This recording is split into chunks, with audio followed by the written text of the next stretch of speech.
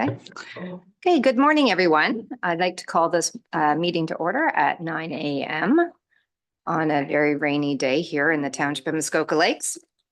I'd like to confirm that we do have quorum, and we do have a couple of councillors who have sent regrets. Councillor Kent and Councillor Nishikawa actually might be joining us in a little bit. I'd like to confirm our CAO, clerk, and members of our senior management team are here and present.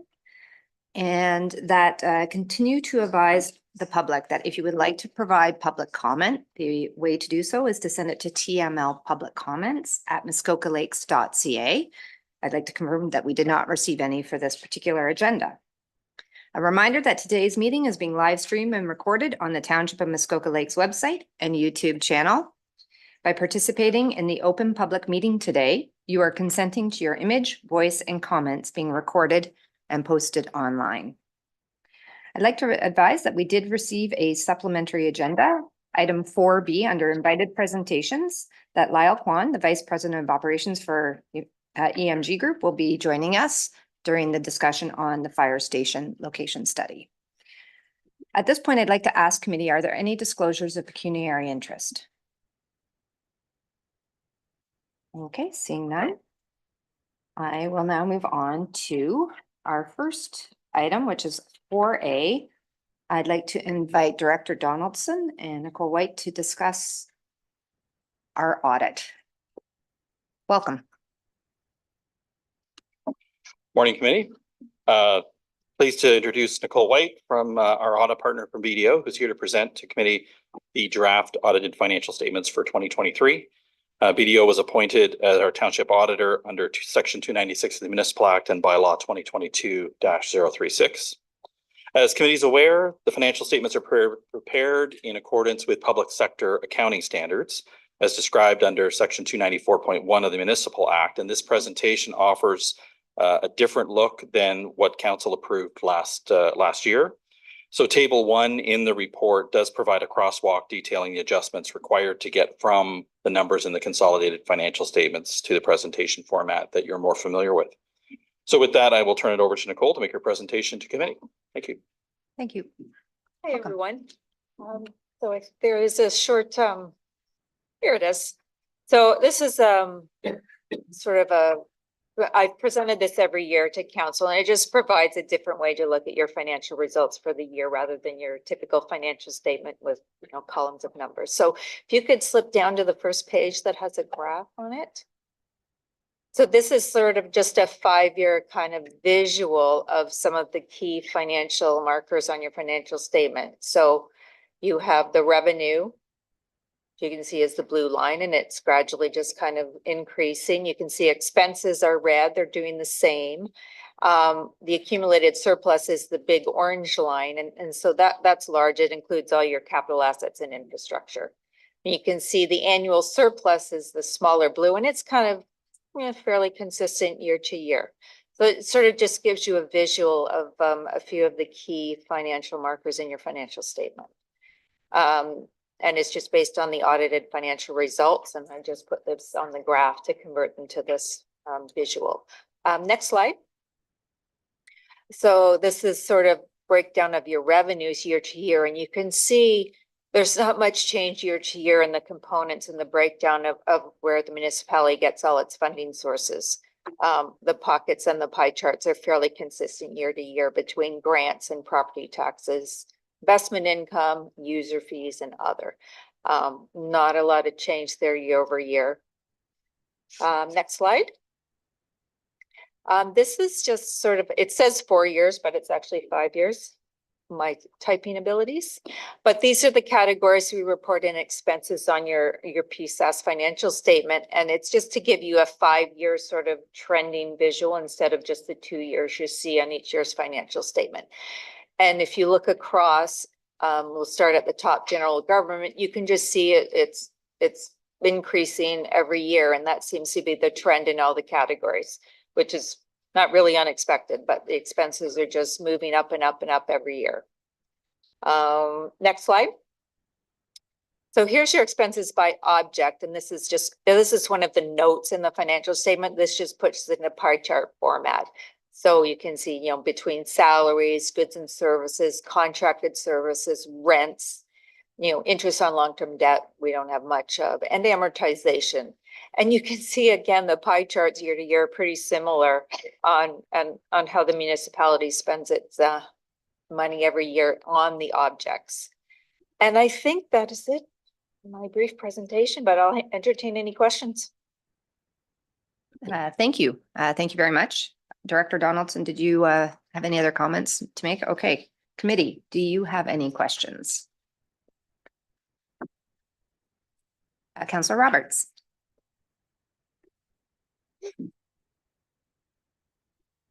Thank you, Chair, and through you. The health services item, almost $200,000. Is that for our staff, for our benefits, or what is that for? No, maybe Mark could help me out with what's in that category. No, sorry, Mark. I just saw the question.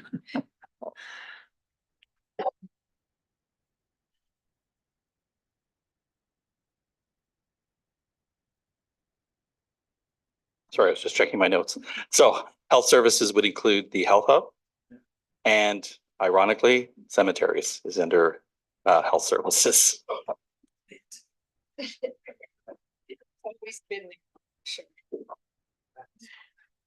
Okay, thank you. Okay, thank you, everyone. Are there any other questions, committee? Okay, seeing none, I will read the resolution.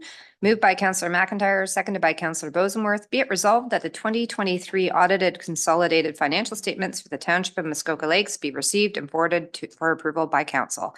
And that the 2023 operating surplus for the 2023 fiscal year prepared in accordance with the Municipal Act of $79,187.49 be transferred to the tax stabilization reserve. Are there any further comments, discussion? Okay, seeing none, I'll call the question. All those in favor? Thank you.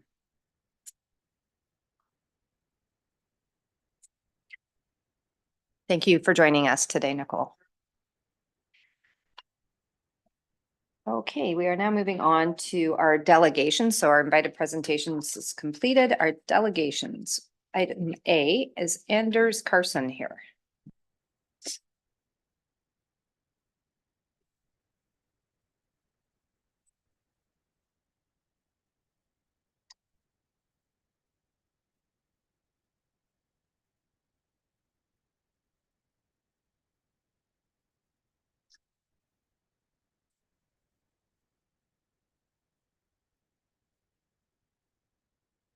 Hello, I am here.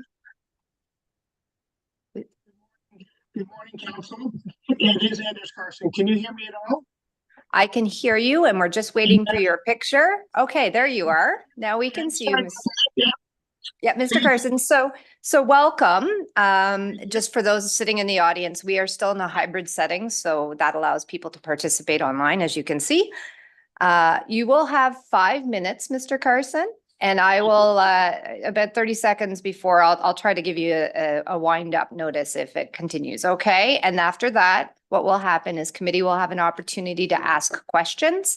And then as you will note, there's always an opportunity for committee to discuss this further on in the agenda. Okay, so with that, I will turn the floor over to you. Thank you very much, council, and thank you, staff and members of the public. My name is Anders Carson, and I'm the Vice President for the Ontario branch of CPAA, and that's the Canadian Postmasters and Assistants Association.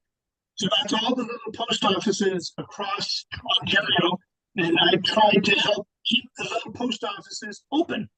And there's one that's in the Muskoka Lakes, that's Windermere, which is a small little office that is currently temporarily closed.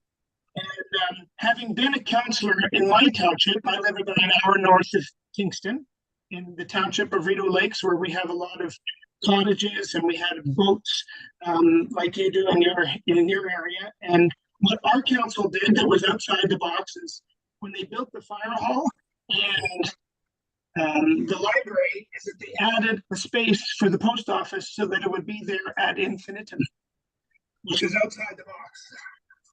And I wanted to share with you that Windermere currently is a group office, and there's a distinction between a group office and a grade office. A group office is an office where the postmaster has to provide the premise in order for the office to operate.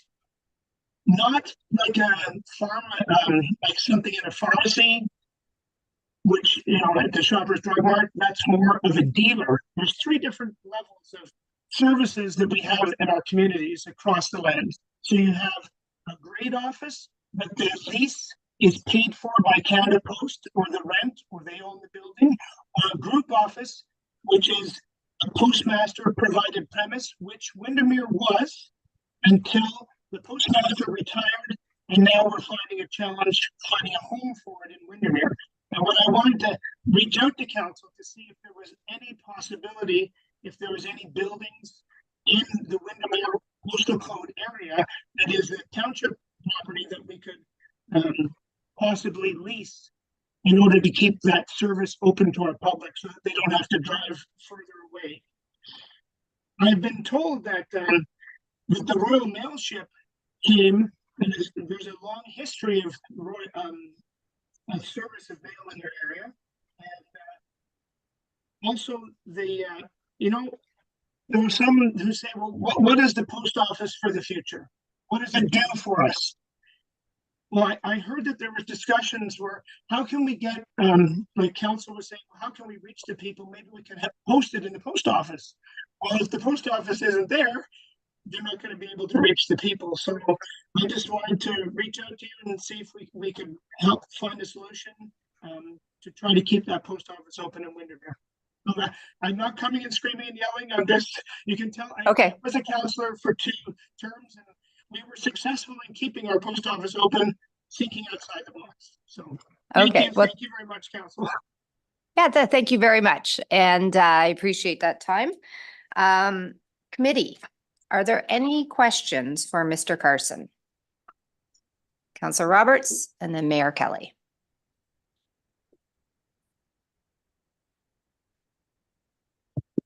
Thank you, Madam Chair, and through you to Mr. Kelly.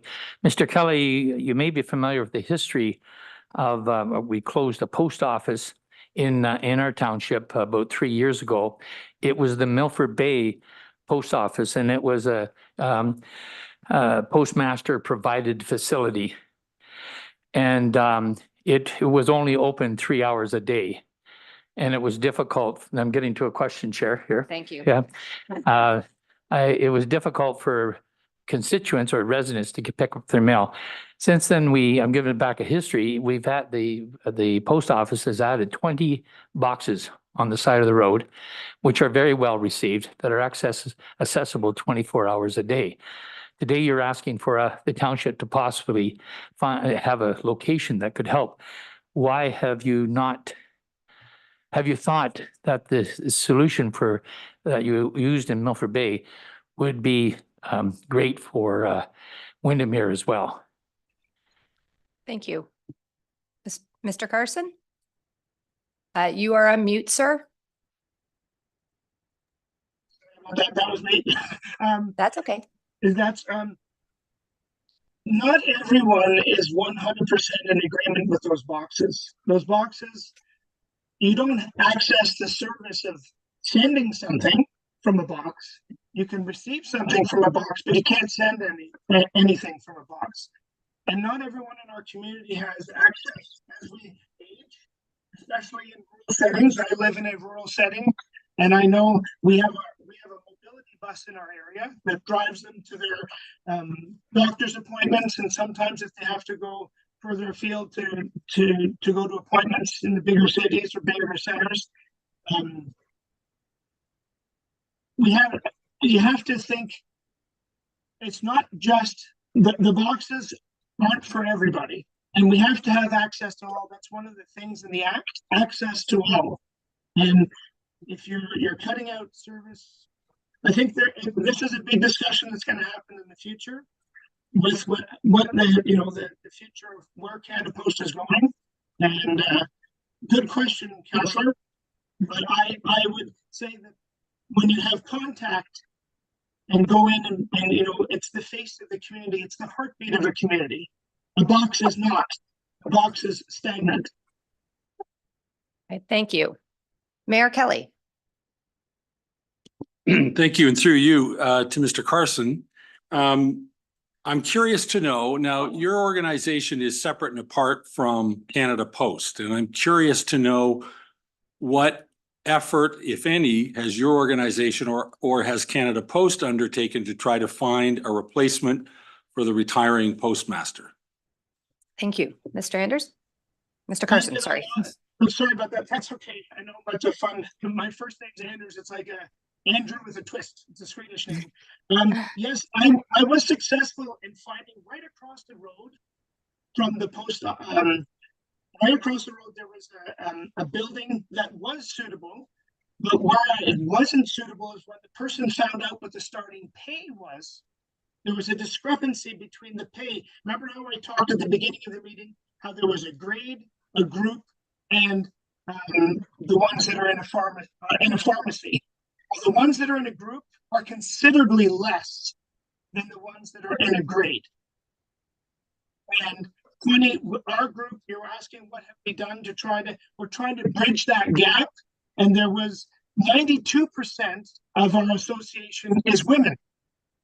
And in order to bridge the gap where someone was doing the same amount of work in a bigger office, say in Aurora, but it went back 20 years, Your Worship, and as our organization won that arbitration, and they got paid, but it took 20 years to try to bring that gap so the discrepancy isn't as large. So that's where we're lobbying to try to help bridge that gap so that it's viable to keep those post offices open. Thank you. Okay, thank you. Committee, are there any other questions? Okay, seeing none. Thank you very much for coming today, Mr. Carson. As noted, we will have a further discussion later today, and our clerk will follow up with you if there's any next steps. Thank you for your time, Councilwoman. Thank you. You have a great day and stay dry. Yes, thank you. You as well. Thank you. Okay, so we are now moving on to items, I will call them B and C. Committee, similar to last month when we had the Save South Muskoka group come. There was 2 delegates and we gave them the 10-minute time frame to work together on that, not just direct 5 minutes and 5 minutes. So I think that's the approach that the MAC team would like to take as well. Just a reminder for whoever's speaking at around the 8-minute mark, either our clerk or myself will give you just a sign just to know that you're getting close to that time. And then after that, there will be a chance for questions and later on a further discussion. So with that, I would like to welcome Mr. Uffelmann. This is live? Or Yes. Thank you. Welcome. thank you. In addition to, I'm board chair of Muskoka Algonquin Healthcare, and with me today is our CEO, Cheryl Harrison. In addition to us, I'd like to note that Carla Clarkson-Ladd, our board vice chair, and Vice President Alistair Smith are also in the audience. As we move through the planning process, several people that I'm now addressing stress that the model be developed to offer the highest possible value. We shared that view. Value means delivering the highest quality at the lowest possible cost. Working with some of the best hospital planners in the province, and based on data, we have developed a model for a regional hospital with 2 large emergency departments. Beyond that, we have specialized services to avoid duplication while moving to higher levels of care than otherwise would have been possible. We can confidently say that we have delivered on the value proposition. I'm going to turn it over to Cheryl for the presentation. Thank you. Thank you. Thank you, Dave, and thank you, committee, for having us today. Next slide. So we have heard a great deal of interest in our community, and we're really proud of that when it comes to healthcare services. And there's been a lot of information that has been shared from various groups. Next slide. And I want to take the next few minutes to clarify some of the concerns that we've heard in the community and how we're addressing them. beginning with the concerns around planning processes. And as Dave highlighted, the proposed model was informed by comprehensive data and decades of healthcare experience. We've had stakeholder engagement, which has included more than 4,000 engagement touch points with physicians, staff, and community. We recognize that from some of our community members that they have concerns about how we quickly pivoted to change the proposed model that we were working on. And we wish there had been more time to spend. And in taking that feedback, we have spent the last 6 months engaging with our community. We've shared information regularly through updates on social media, our Project Microsoft, and through an newsletter. And it's really important that we are continuing that engagement and informing our stakeholders throughout the process. Next slide. We've also heard the concerns raised about the fact that we may not be listening to physicians. And that is far from the truth. We recognize the value of our physicians and how they add to the development of this model, and we will continue that engagement. We've already made changes to the model based on that engagement with the extensive input from these physicians, and we are continuing with formalized physician discussion groups. We know that there's been a lot of interest in the care close to home model developed by a group of physicians, and we costed it out, and the model came in at approximately $700 million above budget. Be assured, though, that we remain open to other ideas that are sustainable, affordable, and most importantly, that are driven by data. Next slide. There are worries that there's not enough beds in Bracebridge to support acute care needs. And we would totally agree if we continue to provide healthcare services, hospital services the way we do now. The number of beds, quite frankly, will not be enough at both sites. So what we acknowledge is that these new approaches to delivering care are different and will require change, but we are very confident that the effort is worth the outcomes for enhancing and expanding the quality of care to our patients and community. Next slide. Well, beds defined healthcare in the past, they don't anymore. Future bed allocation in our model is based on services and programs that are changes that are focused on specialized services at each site. We've heard the concerns around bed capacity and are committed to ensuring there's flexibility in the plan prior to the final submission. Next slide. To assist with validating the bed distribution numbers, let's use an example of our daily bed census report. This report was shared on social media, and I think it does help validate. You might want to I'll try to slow down when I give you the numbers. So on an actual day in June at South Muskoka Hospital, there were 73 beds occupied. 26 of those beds were awaiting alternate level of care, better known as ALC. In our future model, these patients will be at the Huntsville site for reactivation to ensure they maintain their functional ability. Another 26 of the 73 patients on this day were greater than a 6-day stay. And in the future model, these patients will also be at the Huntsville site for rehabilitation and reactivation services that will get them home sooner and likely prevent them from becoming ALC. The remaining 21 patients are on this day were receiving care between 0 and 6 days of acute care. In the future, these patients will remain in South Muskoka. On this day in the future, there would be 10 available beds. So there's flexibility as well there. We have looked at the daily census and our consultants have looked at the aggregated data over time. And we are assured that 31 beds to treat patients for 0 to 6 days will be sustainable. Next slide. We've also heard that we're reducing services at the Bracebridge site. And with this regional model, we will not only be preserving all the services we have in our region, but we're actually going to be able to expand services while doubling our emergency department capacity and expanding our square footage significantly. Next slide. We've also heard that people are worried about the risk of closure at the Bracebridge site because of the perceived being perceived as a smaller site. We have purposefully built and designed these two sites as interdependent and complementary, with a focus on long-term sustainability for both sites.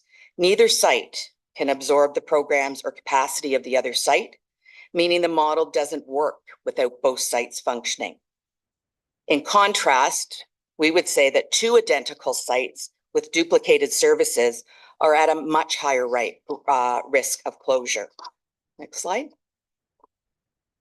We've heard the Bracebridge site is not a real acute care hospital and will be what some people are referring to as an urgent care transfer station.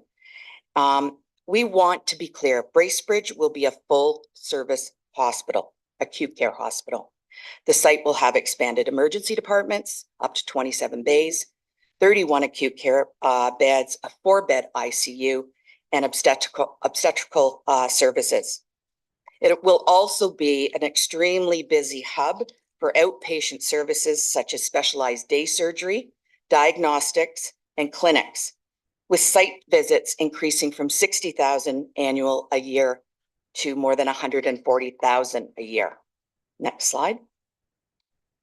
The Huntsville site will serve patients with longer and more complex needs. And we've heard that people are concerned that the Huntsville site will be the true acute care hospital. As I said, they will be serving patients with longer term and more complex needs. The majority of the beds will be for patients who need program and services such as reactivation and rehab services, and these require longer length of stay. Next slide. The model will reduce the quality of patient care. That's what we've heard. Well, we believe that consolidating services mean changing the ways we deliver care. Creating a critical mass in our programs mean more specialized care for patients and better patient outcomes. And given the future demographic changes to our population in the 65+ age group, specialized care, the way we've described it, will be essential to ensure that seniors maintain and improve their functionality while in hospital. Next slide. There's been concerns about recruitment and retaining staff, and that it might be difficult to recruit physicians. This model will actually provide flexibility for physicians who can engage in practice that suits their skills and interest. Both sites will offer family physicians the opportunity to practice emergency, obstetrics, and inpatient care. Specialized services will provide staff to be able to work to their full scope of practice, which will have an impact on retention. Next slide. We've heard concerns around transferring patients between sites, and that could be a risk in negative patient outcomes. 95% of patients will get the care they need at the hospital they attend, and we expect to see 1 to 2 additional transfers a year, which is an increase of approximately 470 a year. Next slide. If we can just get to the end. Thank you. Okay, thank you. We've heard clearly the concerns around transportation, but we are committed at the board level to make sure that there's a process in place. Next slide.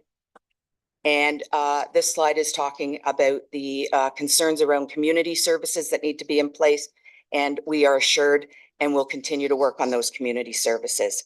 This is an exciting future for healthcare in Muskoka, and we are confident that we're building a system that's going to enhance quality today and in the future. And thank you for the opportunity. And Happy thank to you. answer your question. Thank you for sticking pretty close to that timing. So, okay, committee, just a reminder, this is question period. We will have a chance to speak and discuss a little bit further later today, but we do have an opportunity to ask questions. So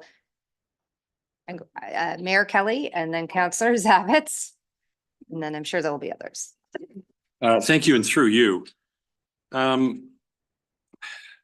As you probably know, I've had the opportunity to spend time with representatives of the group of doctors that are practicing out of Bracebridge and understand their concerns. I've met with the Save South Muskoka Hospital, convened a meeting here one time. One of the common questions and the pushbacks that I'm hearing has to do with safe, secure, and sort of relatively easy transportation of people from essentially from Bracebridge to Huntsville once they reach the sort of 6-day period. I want to understand that. I think I've seen a study indicating that there was inherent health risk. Certainly, I think everybody who lives here year-round understands there's a transit risk, there's weather and animals and all sorts of stuff. I'll just put a couple of questions out and then I'll just sit back and let you answer them. The health risk one is a big one. If it isn't something that we're already doing and familiar with. So I guess my first question is, you mentioned an incremental uplift, if I understood correctly, of only 2 patients a year, which seems kind of small. Day. Oh, a day, right, Yeah. okay. And I don't really know that I understood how many you're currently doing. So I'd like to get some sense of what this does to what you're already doing and how you're mitigating those risks of bug transfer or whatever the risks are during the transit, whether it's somebody passing along an illness. I'd like to understand when you move a patient from one unit to the other, whether it ties up medical resources, equipment, physicians, nursing staff. And I really would like to understand, and I realize, I think I caught the tail end of your transportation suggestion that there's work to be done to understand how that gets done. But I'd like to understand what you sort of see preliminarily in terms of how those motions, how those transfers take place and who actually is responsible for doing it. Great. So thank you for the question, Mayor. We currently transfer patients non-urgently today between sites and outside the region. The patients that we're talking about, the additional 470 patients a year, 1 to 2 a day, are going to be stable patients. These are patients that are going to be going up to Huntsville for reactivation and rehab. Although they're considered acute care services, they definitely will be stable. We transfer patients like that now to other facilities outside of our area. In terms of acute care transfers, that won't change to what we're doing today. So there's many hospitals that we need to transfer acute patients to for services that we don't provide here. And if they're not stable, we have to have nurses or doctors or respiratory therapists to support them on transit. And that won't change with this model. This model is not going to increase the number of transfers that are acute. The one caveat to that is because we're proposing a level 3 ICU in Huntsville, those would be patients that would be already going to Aurelia, Barrie, Sunnybrook, because we don't currently have a level 3 ICU, but they're already in the mix of numbers. And I'd like to add just one point. We've heard about weather conditions, animals, and so on. Because it's stable patients being transferred, they don't necessarily have to go on a given day. If there's a terrible snowstorm, you wait until the next day to make the transfer. It's not an emergency type of situation. Oh, that's a good clarification. Sorry. Thank you. Did you have another question or not right now? Okay. Councillor Zavitz. Thank you, and through you. A couple of things.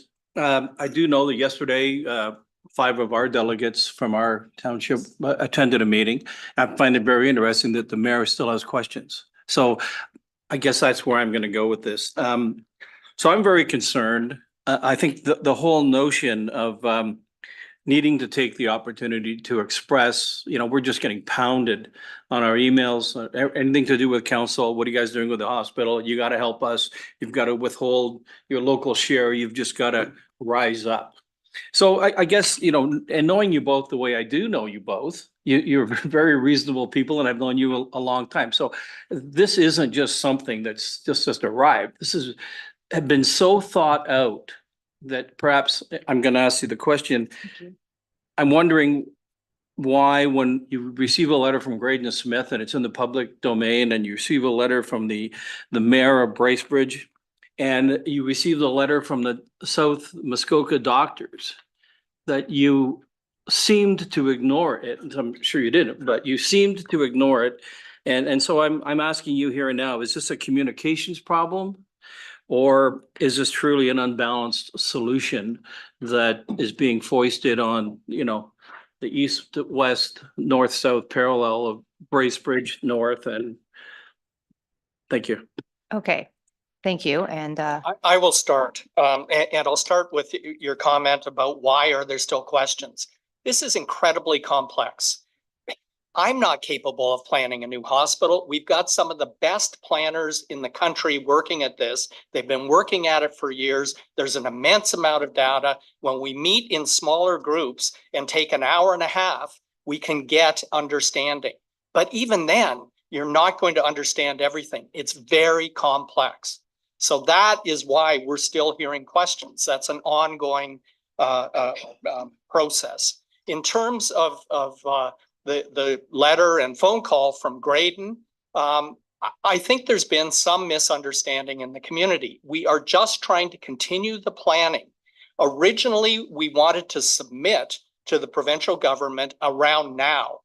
We put it on hold for almost 6 months in order to continue with engagements and get more input. All we're doing now is moving ahead on some of the more detailed planning, which will turn up more questions, and simultaneously continuing working with the community, explaining the model, hearing input, and making any change that might make sense.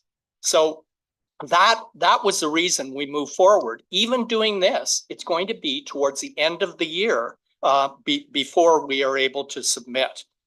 In terms of the Save our Hospital group, we have been talking with them. We're interested in feedback, but we need concrete suggestions, not just it's not acceptable or we need more beds. This is all based on data. So what needs to change and why? What's the purpose of the additional beds? Where do they come from? Who pays for them? And we're really lacking on that sort of criticism of what we are doing. As Cheryl said, there is one model that's been presented back to us. It's called Care Closer to Home, and it's 700 million over budget. We think it would be irresponsible to move ahead with a model that far off the mark. We think the offer of $1 billion between the provincial government and the local share partners is extremely generous. And we have an obligation to get as close to that as we can while providing the highest possible quality. Did you want to add? No, I think you covered it. Thank you. thank you. Supplemental and then Councillor Roberts. Thank you, and through you. So, thank you for your good words. I guess the heavy duty $100 question then is this in essentially the end? And I hear what you're saying. I mean, you're looking for suggestive solutions to what is currently on the table. Knowing some of the doctors, et cetera, in Gravenhurst and, using that mode of care, it seems almost suicidal to be on this trajectory where we're upsetting 50 people that we are going to have a horrible time replacing. And I think that's part of the communications piece. I wish there was a way, and I'm wondering what your thoughts are on how you can bring them into the fold, because it seems like 54 beds is it. Like there's not going to be any more beds. There's no more money. There won't be some taken out of Huntsville and given back to Bracebridge or put into Bracebridge. So it does seem like the beginning of the end. And again, that's why I said you both, is this a communications issue? Thank you. And through you. Sorry, back to you. Yeah, I would say that in terms of engaging with the physicians, we are continuing. And in fact, we're going to have a more formalized group. There are more physicians than in South Muskoka. We are one organization. We have over 200 credentialed staff, and the 37 that represent South Muskoka that are credentialed have an important say. But we also want the other physicians at the table as well, so that we can work together on the model. It's not about just moving beds back and forth. What are we going to do in those beds? And when you're working with a hospital healthcare system that is comprised of two small sites, it's very, very difficult to get the critical mass at both sites so that you can give the quality care that you want to. And so I think it's just going to have to be through more conversations. Our chief of staff and our VP of clinical is arranging a group with 4 or 5 doctors from each site, and they're going to continue these discussions. They're going to inform the board when the submission comes to them for approval. Is there flexibility? Has the consultants given us enough flexibility in the footprint if we should want more beds in the future? And so that, but we have to talk about what those beds would be for. It can't just be beds to put a patient in and not have programming and services around them. Does that help? Thank you. Councillor Roberts. Thank you, Madam Chair, and through you, I have 3 questions. I'll do the easiest one first, is transportation. The second one would be to talk about the doctors that you were dealing with. And the third one is a bit of a difficult one, so I'm going to leave it to the last. So the first one, transportation, is more than just transporting a patient from Huntsville to Bracebridge or vice versa. I've had the privilege, I'm going to say, to be transported in and out of Bracebridge Hospital for procedures that were not available, and it went very smoothly. On transportation, we need to think about the loved ones, the personal care people. So I know you're committed to, and I'm sure on the transportation, you'd never transfer anyone ever that was even chance of having a risk to and from a hospital just to get them out. But we got to think of the loved ones, because one time I witnessed a lady whose husband was in palliative care in the hospital. He came in really well. Then I watched him over a 3-week period fade.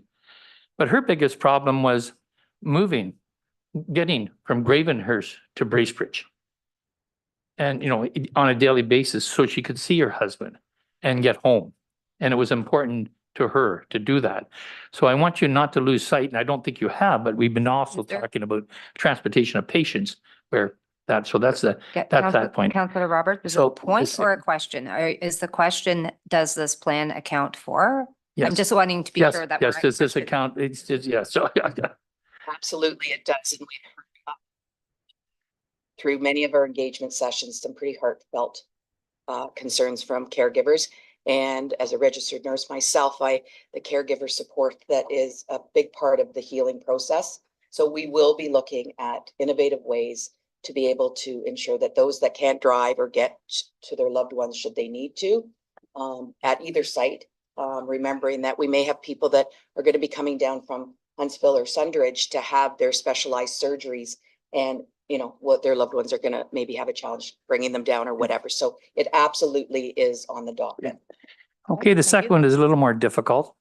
On the doctors, I hear you say today, and I've heard you say in a number of sessions, that we're listening to the doctors.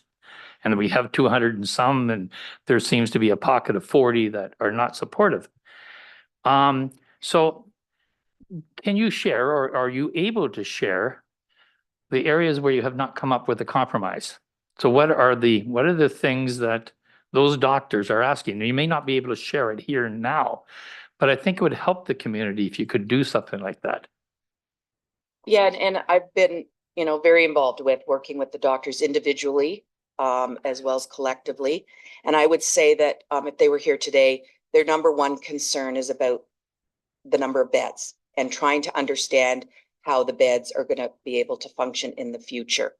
And in those conversations, the word flexibility seems to be very important.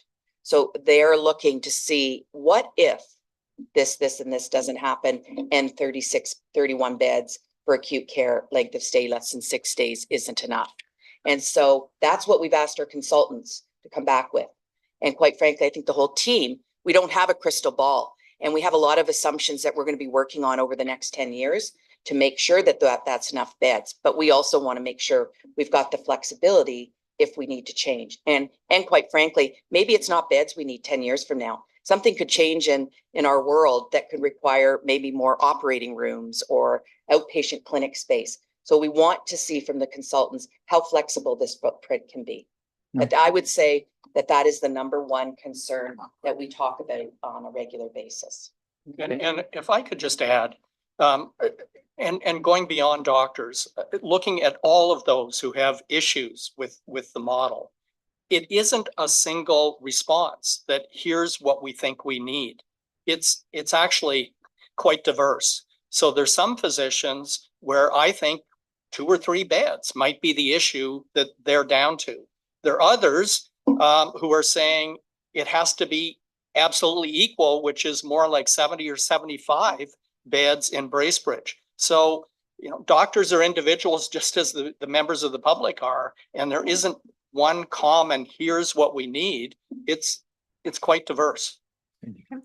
A third question, and then I think I saw Councillor Nishikawa. Okay, so I do have 2, but I'll ask this one here, the hard one to ask. This came from a constituent yesterday. And it's in social media that the doctors have been told not to speak publicly. There was some reference to a CBC interview that was coming up. So can you comment on that? So they're listening. So I've asked their question. Thank you. I'm happy to take it. I've seen the words that have been used. As with anything, and I'm sure you can appreciate, there's lots of meetings we have in planning that are confidential. We have to have hard conversations. Working on the model, we wanted to make sure that we had great understanding from our physicians before we, came out and it started more engagement. So there was a request, as there should be, around confidentiality. That was never intended to make people feel like they were being gagged. I will say that as regulated health professionals, we do have to make sure that if we're going out in the public and speaking on news and radio, that we have our facts accurate. And some of the facts that have been said aren't accurate. But nobody's been told they can't speak. We've just cautioned all of us, if you're going to go out there and cite information, make sure it's accurate and you have all the facts.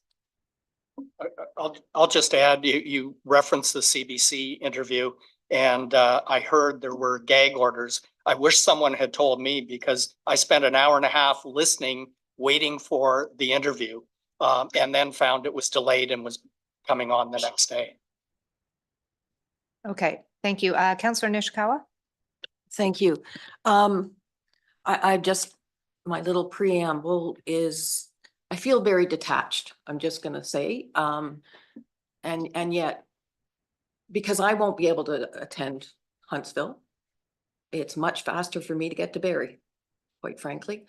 And yet I know that I funded Barrie from a taxpayer's perspective. So I don't feel guilty, and I would say Aurelia as well. But I'm very concerned again about Muskoka Lake's 40% issue, and how many, and I think you saw the numbers of visits over a 4-year period, which were pretty shockingly small, excuse me, from the taxpayers of our township. But I was involved in a meeting with a couple of other gentlemen who have built hospitals in their career from a construction perspective. And the questions came up about how other, I would just say how Sudbury was financed. So that was a P3 model. I need to learn a little more about that. If you have any information, so the P3 model, from what I understood, was in fact that the taxpayers did not have to foot up the full bill. It was actually over a period of time and things. So I just don't understand why we got to where we're getting here now, when other town, cities, whatever, have been able to do things differently. And again, I'm still not clear. I'm really honestly not clear what the residents of Muskoka Lakes should expect out of this. And because I will say, I've been part of that waiting for somebody for more than, well, it was close to 30 hours to get transferred to get a CAT scan in Huntsville. 30 hours like that. That's not acceptable healthcare, in my opinion, because the CAT scan was, do you have a concussion? Do you have a brain injury? 30 hours before you can get transferred up to Huntsville. How can that be acceptable?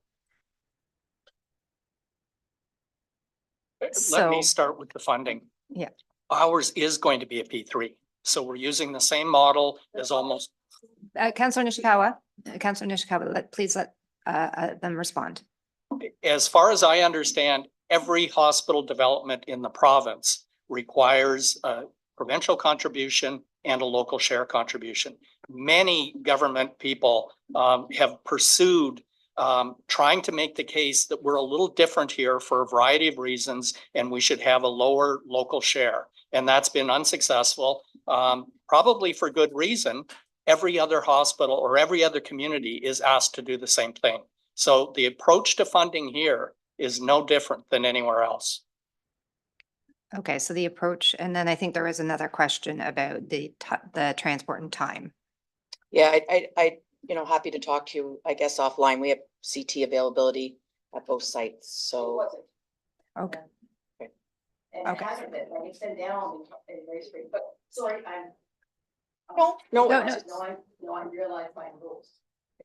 So, thank you.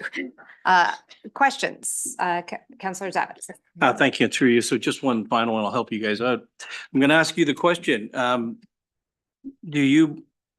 You're doing this, I'm gonna call it a roadshow. I mean, I'm really appreciative of you being here, to be quite honest, and being in front of us and letting us, ask you, seeking the information for the people that are watching and people that we'll be talking to. The purpose of today for you, I'm presuming you're going to all the councils and you're going to go to, you're out in the public and you're trying to create a message, a sense of a message. Is that correct? Okay, thank you. Absolutely. And it's far beyond councils. Someone mentioned a group of about 20 people that spent an hour and a half yesterday trying to understand the model. I bet that's the 20th such session that we've done in the last 3 weeks. It's an ongoing process. We've got a speaking schedule lined up over the entire summer. Service clubs, anyone who wants to learn more about the hospital redevelopment, we're on the road to try and explain the model. Okay, thank you. Are there any other questions from committee? I have one technical one, and it's largely because a constituent did ask or made a comment or asked this question. So I'm going to read it here about the offload delays at the hospital being an issue. And so I wrote down the question, and I'm not 100% clear on how this plan or model addresses that. Yeah, our offload delays now are significant. As I said, we're doubling the size of our emergency departments.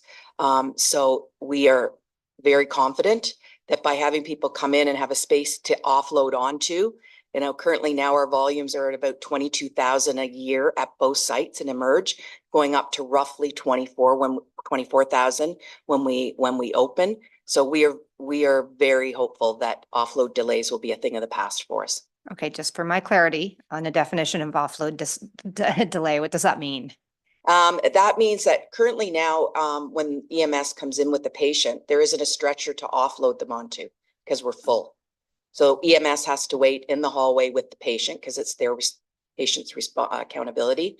And so sometimes those offload delays could be an hour, could be 2 hours. What does that mean? That means that EMS crew is not available for another 911 call. Thank you. Okay, are there any other questions?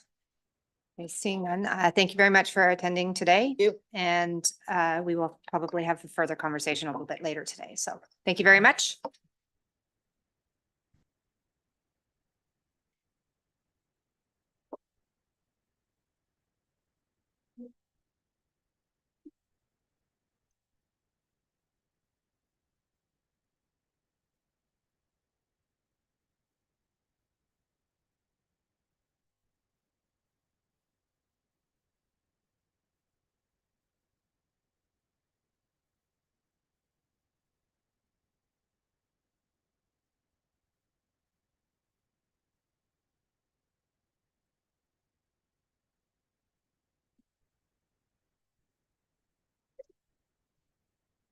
Okay, thank you. I would like to continue with today's agenda, item 9A. Welcome to the podium, Director Donaldson.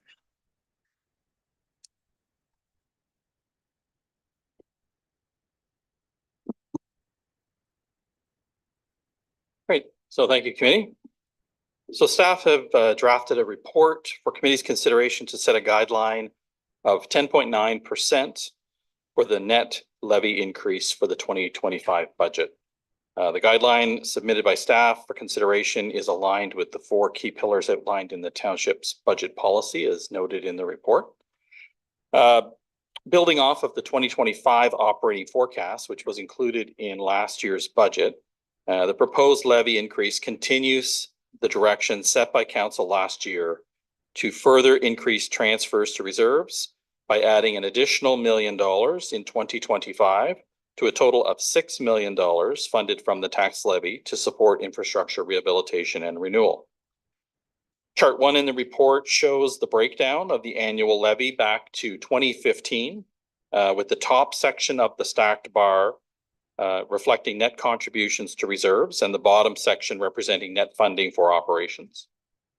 In 2015, net contributions to reserves accounted for 6.4% of the total levy. In 2017, council passed a budget policy that called for a 5% annual increase in the net required levy to fund capital. In 2020, council made a decision to redirect funds from operating to fund contributions to reserves, which increased that contribution nearly 50% over the 2019 level and made up 27.3% of the required levy that year. Last year, 30.9% of the levy was for net contributions to reserves. This continued commitment to fund our aging and deteriorating capital assets is a key component to long-term asset management and provides the financial flexibility to make the right investments in the right assets at the right time. Staff have identified some operating budget initiatives which are outlined in the appendices to the report. And new this year, this budget guideline being brought forward includes all staff recommendations identified at this time, as opposed to a process followed in prior years where we brought a status quo budget guideline forward in the beginning, and then additional enhancements or a la cartes, as we referred to them in past years, would later be added as incremental add-ons to that approved guideline. Staff are not seeking any decisions on the proposals in the appendices at this time, but they were used to inform the budget guideline that is being brought forward in the report today. Also noted in the report are historical levels of capital investment over 10 years, charting back to, in chart 2, going back to 2016, and reserve and reserve fund balances going back to 2015, which are in chart 3. Over the past several years, council has received and adopted several studies and master plans as noted in the report. By July 2025, the final reporting requirements under Regulation 518 or 588/17 for asset management to establish and finance for planned service levels over the next decade will be completed. And this year's budget will continue to weave the recommendations noted in these reports into the financial projections and long-term forecast. So similar to last year, in addition to capital asset renewal, staff recruitment and retention will continue to be a primary focus as people are the centerpiece of service delivery. In addition to the market compensation survey currently underway, staff are noting efforts to continue to overcome barriers to recruitment and bring competitive advantage to the township as an employer of choice. The District of Muskoka presented their draft budget guideline for tax-supported budget before local share in March 2024, and that amount was 6.2%, and that is noted in the report as well. So using that estimated increase along with the current education rate for residential properties, the estimated total blended tax rate increase for 2025 would be 5.5%. The current budget development timeline is similar to last year, so a survey is currently open at engagemuskokalakes.ca for members of the public to provide input on current services and areas of priority. A public meeting will be scheduled in late September for residents to speak directly to council and staff about services and investments they'd like to see in the 2025 budget. And staff will bring forward a 3-year operating and 10-year capital budget and forecast in late October for committee's deliberation. Subject to feedback from committee and the public, then a follow-up draft will come in late November with the, for approval in principle prior to bringing it to council for final adoption in December. And with that, I'm happy to take any questions. Thank you, Chair. Thank you very much. Committee questions? Councillor Nishikawa.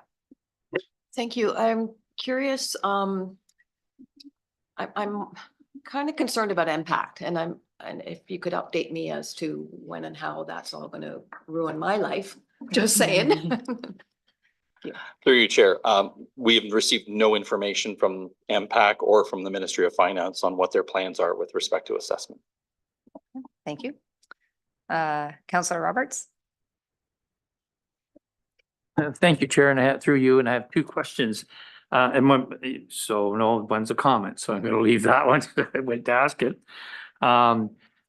The questions I do have is that I do have other suggestions for budget consideration as a counselor. What is the forum for me to do that? Thank you. Through you, Chair. So any suggestions or comments you would like to see included, you can certainly send those to me. And I can bring those forward as part of a topic for discussion as we bring forward the deliberation of the operating budget in October. Thank you. Mayor Kelly. Thank you. And through you, I just want to key off something that Councillor Nishikawa raised. I think it might be useful, Director Donaldson, if you could please just a real high level summary of what the impact of impact reassessment is and whether it creates new tax load or just redistributes the existing one. Mm-hmm. So through you, Chair, and for the benefit of all members of committee and the public, so we have a great little video that's been created by MPAC that is on our website that explains how your tax rate is or how your taxes are calculated. So the impact of assessment is used as kind of one of the determining factors in terms of the total tax bill. So depending on what the total levy requirements are, there can be an impact. There can be impacts where assessment will drive some of your tax bill, but for a large part, if levy stays fairly consistent, then changes in assessment will really just be a redistribution of the taxes amongst property owners in the municipality. Thank you. Are there any other questions? Councillor Zadis. Thank you. And through your great report, a little disturbed by the, the 10.9. It seems to be over 2 years, a 25% increase. And I've heard from people about it, but they're not coming out of the trees. They're just sort of whispering. So I guess the way we're going to be presenting this budget this year, we'll be participating in it is we'll be actually perhaps removing a few things instead of adding a few things, to your point, the way this report is written. So, while I probably won't support this today, this recommendation, because I don't know what that future holds for us in the fall as we look to, properly manage, best manage, this place. So I wouldn't want my vote later, just so to your thought. Is that the way other municipalities do it? Are you aware that, so we'll be for the first time looking to actually remove items perceptually because everything's in. This is like the grab bag, right? It's all in here. Some of us may want to drop the odd piece. Is that done as well? So perhaps, I think there's probably a clarification on the process thus far. If you could respond. Sure. So through you, Chair. So I think what we've tried to do is in past years, we brought forward, a year A at year B prices in terms of service level. And then when we got to deliberations, then we started asking and talking about, well, we could use this position or we could use this service level enhancement. And we were building then from that guideline up, or we were swapping things out in and out. So what we've tried to do here is using last year's forecast as a baseline. There are a couple items in the appendices. Most of them are exchanges. We're just swapping one thing for another. So there's really no levy impact. But I think what the intent was this year using this approach is trying to at least be more transparent at the beginning of this process and saying, this is kind of where we think we're going to land. Certainly it's at councils and committees direction as to whether or not we're taking things out during deliberation and lowering that money or that tax rate. Are we swapping things out? Are we saying we don't want to do the things that are in your appendix, but we do want to do these other things? So we'd like to kind of swap those in and out, and maybe we get to the same number. This is really just a guideline at this point. We're not approving a tax levy. We're not setting cast in stone the number.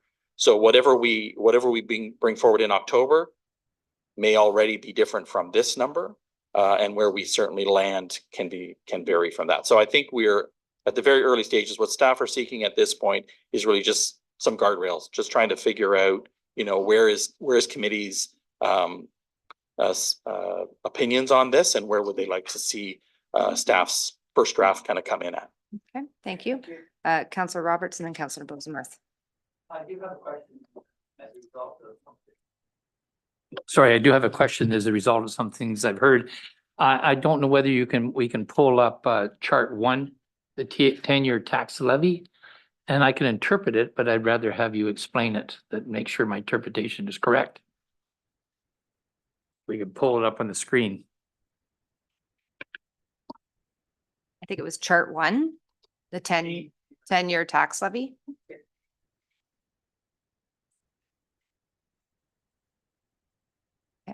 We'll just need a minute to pull that up.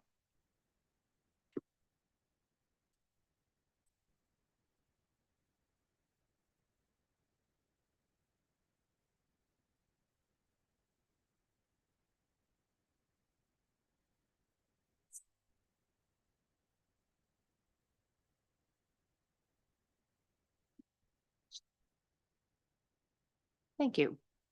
Okay. Did you have a specific question at this point, Councillor Roberts? My confirmation of understanding then, Chair. Okay, so Okay, so my understanding is that there's 3 things indicated in this chart: the operating costs, net contributions to reserve, and percentage increase. And I see that I want to focus on the percentage increase, that I see that in 2018, for a reason that I'm aware of, that we significantly dropped the percentage increase, and then realized in 2023 that perhaps we should increase it for some solid information that we received. Is my interpretation correct? So there's been a big fall off on our percentage increases from 2019 to 2023. So that's right. So through you, Chair. So the line in the graph relates to the right axis and indicates the percentage increase over the previous year. So as you see the bar chart kind of flatten out, you will see the line drop significantly because the percentage change year over year was much less. So we had a 10% or whatever that line is, close to 9 to almost 10% in 2018, and then that dropped to 6.5% and then down to just over 2% in 2020. That's total levy increase year over year. Yeah, there'll be a proper point in time, Chair, for comments on this. yes. Perhaps just for clarity, just while we have this up here, then how the green line goes down after this year, it starts decreasing. Correct? Or that's your Yes. projection? So thank you for the question. So through you, Chair. So the line goes down in the out years, and that's based on what was in the forecast in last year's budget. Right. Thank you. Councillor Burry? Oh, sorry. My apologies. It's Councillor Bosemarth and Councillor Burry. Thank you very much, and through you. The biggest portion of this increase is due to the extra $1 million to the capital. And with that, if we did not increase the capital reserve addition from 5 to 6 million, our increase would only be 3.6% in the rate increase, 4.6 in the levy, which is pretty reasonable. So really my question to you is, how do we relate to other jurisdictions with respect to dealing with their capital fund? We are, last year we made a very aggressive change in our attitudes towards that. And we were, as we've said before, chasing inflation. how are we doing versus others? And if you have that ability to comment on that, be most appreciative to me, because when I go to talk to my constituents, I want to say, you know, we're very progressive on this. Other jurisdictions are behind us, but we think we're doing the right thing. Or are we, you know, City of Toronto had a 10% increase for very similar reasons. I'm just interested in that to help me understand where we stand. Okay, Director Donaldson. So through your chair, so I don't have that information with respect to other municipalities at my fingertips. But what I can say is, and I think I've said this before, every municipality is unique. We all have a different asset complement. We all have different aged infrastructure. We all have different needs, some municipalities are very, I hesitate to use the word poor, but they are more focused in today's tax rate than they are thinking about building reserves for the future. Some are very progressive, as you know, your question. So we can certainly get that information though in terms of how we compare against similar municipalities and peers across Ontario. Okay, thank you. CAO Hammond. Thanks, Madam Chair. And I just add to Mr. Donaldson's comments that this municipality is not alone in this infrastructure renewal rehabilitation bus. The balance of the municipalities in Ontario are as well due to the provincial regulation. So all municipalities are going to be, well, the progressive ones are taking a progressive approach to dealing with the issue. I suspect when the regulation comes due next year, there'll be some of the laggards that are going to be looking at exponential tax levy increases. And Mr. Donaldson has already pointed some situations out to me personally that, you know, the tax increases are, there's almost been a revolt in those municipalities. I don't know if you wanted to speak to that further, but thank you. Okay, Director Donaldson. Thank you, Chair. So I think there was one in particular that was noted in treasurer circles where the increase was north of 30% in 1 year. Okay. Councillor Bosemore. Thank you. Just a supplemental to CAO Hammond. Can you specify for us which legislation you're referring to that will cause this with other municipalities? Okay. Sure, I can take Okay. that. So thank you, Chair. So it's the Investment in Infrastructure and Jobs and Prosperity Act or something. I don't think I have the name exactly right, but and it was brought in by the provincial government specifically to drive municipalities to look at their current assets and ensure that they were planning for these eventual rehabilitation and replacement projects. And so the regulation associated with that act is the 588/17. Thank you. Councillor Burry. Thank you, through you. And I'm going to ask for some things that I think are already there, but it would be nice to get into one place to help us understand what's discretionary in our budget and what's non-discretionary. Okay. Where is our head count? I mean, you know, a good chunk of our budget is around head count. And so where is the head count and what is kind of discretionary and what's non-discretionary, so that we can triangulate around where are we making the decisions. I mean, clearly, Councillor Bosemore, we're making a decision on increasing the reserves, yes or no, and that's a discretionary. But we've got a bunch. Well, I mean, it technically it's discretionary. It's probably not discretionary when you get right down to it. But where are those pieces? And I think if we can frame that, you know, I think it will help everyone understand where we are able to make decisions and where the decisions have been made for us in the past. And we either have to think about levels of service and decreasing levels of service if we want to reduce it, or, you know, what are those pieces? But I think if we can frame, I know you've got all the data, and it's just how do we frame it to help everybody in the community understand, you know, what we're making a decision on, and it's not just a 10% number. Okay. And I'm happy to share. Okay, Director Donaldson. Yeah, just thank you, Chair. And in response to that, so we saw the pie chart earlier today with the financial statements. Half of our budget is salary and benefits, right? So that is by far the biggest piece.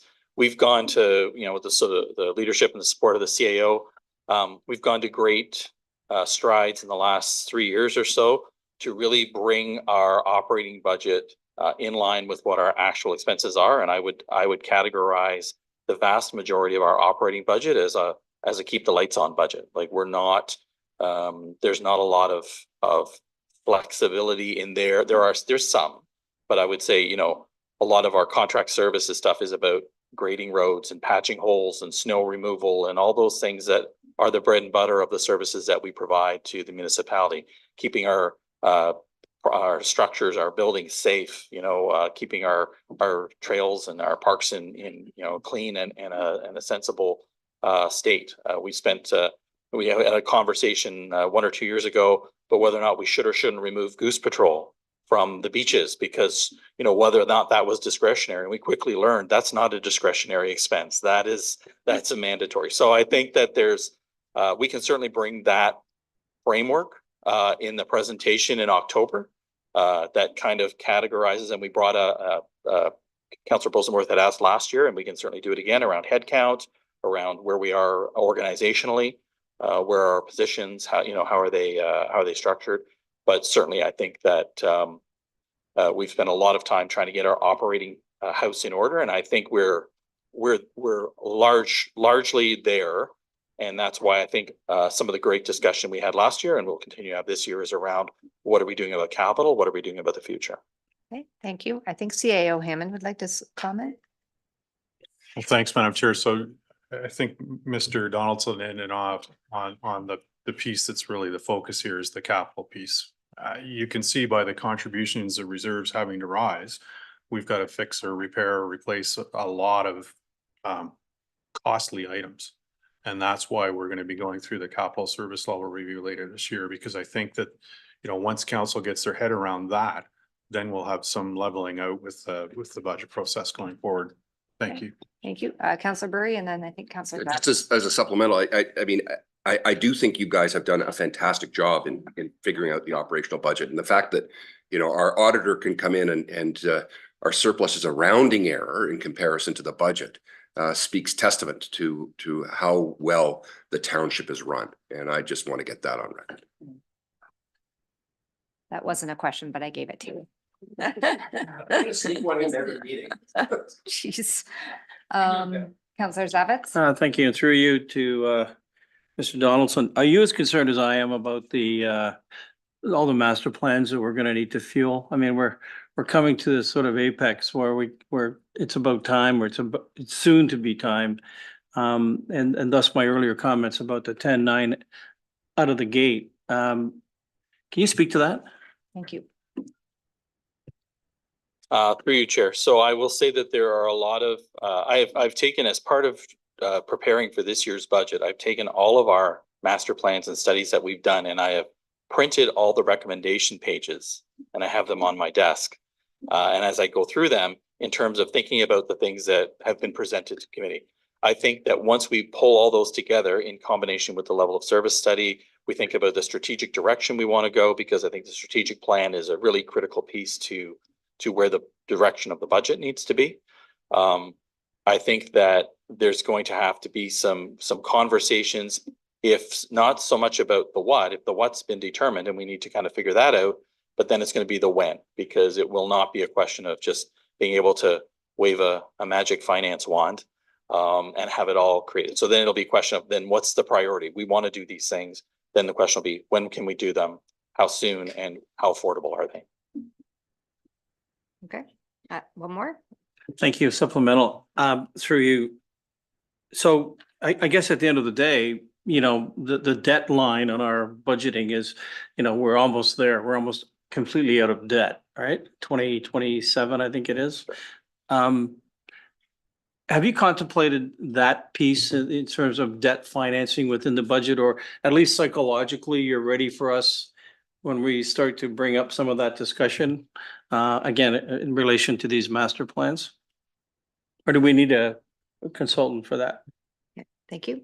So through you, Chair. So I haven't jumped the gun in terms of knowing what our expectations are going to be in terms of how much debt funding we will need. I think it'll really be driven by committee and council's direction in terms of the when and the how much we need and when we need it by. But I'm going to reserve that until we get through the level of service study, which will inform through the financing plan that's required under the regulation to the Act. Okay, committee, I would like to read the resolution, and then if there are any comments further, we can have them at that point. Moved by Councillor Nishikawa, seconded by Councillor Burry. Be it resolved that staff be directed to prepare and present a draft 2025 operating and capital budget to the General Finance Committee for deliberation with a maximum increase in the net operating levy of 10.9% over the approved 2024 budget net levy. Are there any further comments? Councillor Boseworth. Thank you, through you, or a comment. When we did our budget discussion last fall, we had a fairly extensive discussion about contributions to capital and a discussion about having a policy about that determines almost a formula for the contributions to the capital fund. When we look at the amount of money in there, you can't tell. We don't have any guidelines to say, is that enough or is that too little? We see how much we have to spend, and we know that I think historically we have mostly not put as much in as we have spent. And that, of course, which we tried to move towards getting to at least putting in what we spend, but we don't have any policy or guidelines about what is the right level. We might have 5 million more in there than we really need. We might have 5 million less, even given that but we don't know. And I think I would like us to move or consider moving to having a policy-based contributions to capital, so that when we are discussing, so the discussion goes from, how much are we going to contribute to what are we going to spend it on? Because if you add, $1 million your capital, the formula or the policy will drive up your contribution and drive up your rate. So the focus becomes the attention on the capital spend rather than a sort of a somewhat political discussion on how much can we afford to put in this year. And I think I think we will move our township dramatically forward if we take that political discussion out of the capital reserve contribution. So I just think that you will not stop me talking about that. I think the reserve policy has been an ongoing conversation. Did you want to respond? So thank you, through your chair. So thank you for that comment. And I haven't lost sight of that direction to create a reserve policy. It certainly is on my list. And I think we're still in the throes, and I know this is taking longer than anyone would prefer to have it take, but we need to understand and identify the what in order to know the how much. So I think that's really kind of the driver. So we can put the framework together, but to know what the actual decisions are, we really need to understand what is in that basket of goods we're going to be funding in the future. Okay, so just as a reminder today, we're just trying to give the guidelines. That's our resolution, and we will have many, many more points throughout this year to talk about the actual budget for next year. I saw, I think, 3 hands up here. No, not you. Okay, Councillor Nishikawa, then Councillor Edwards. Thank you. I through you to Mark B. How do I get creative, or how can we get creative that somehow there could be a special tax that was going to say we're going to build a new building and we want a special tax for just that. I'm trying to find a way to bring in money that doesn't get distributed to the district. Oh. Well, sorry. I have to add. Director Donaldson? No, but I do believe, like, if only us wants to build like something, and we need to have the taxpayer space. Sorry, Councillor Nishikawa, I realized your mic is not on. Or is it? Okay. Probably better.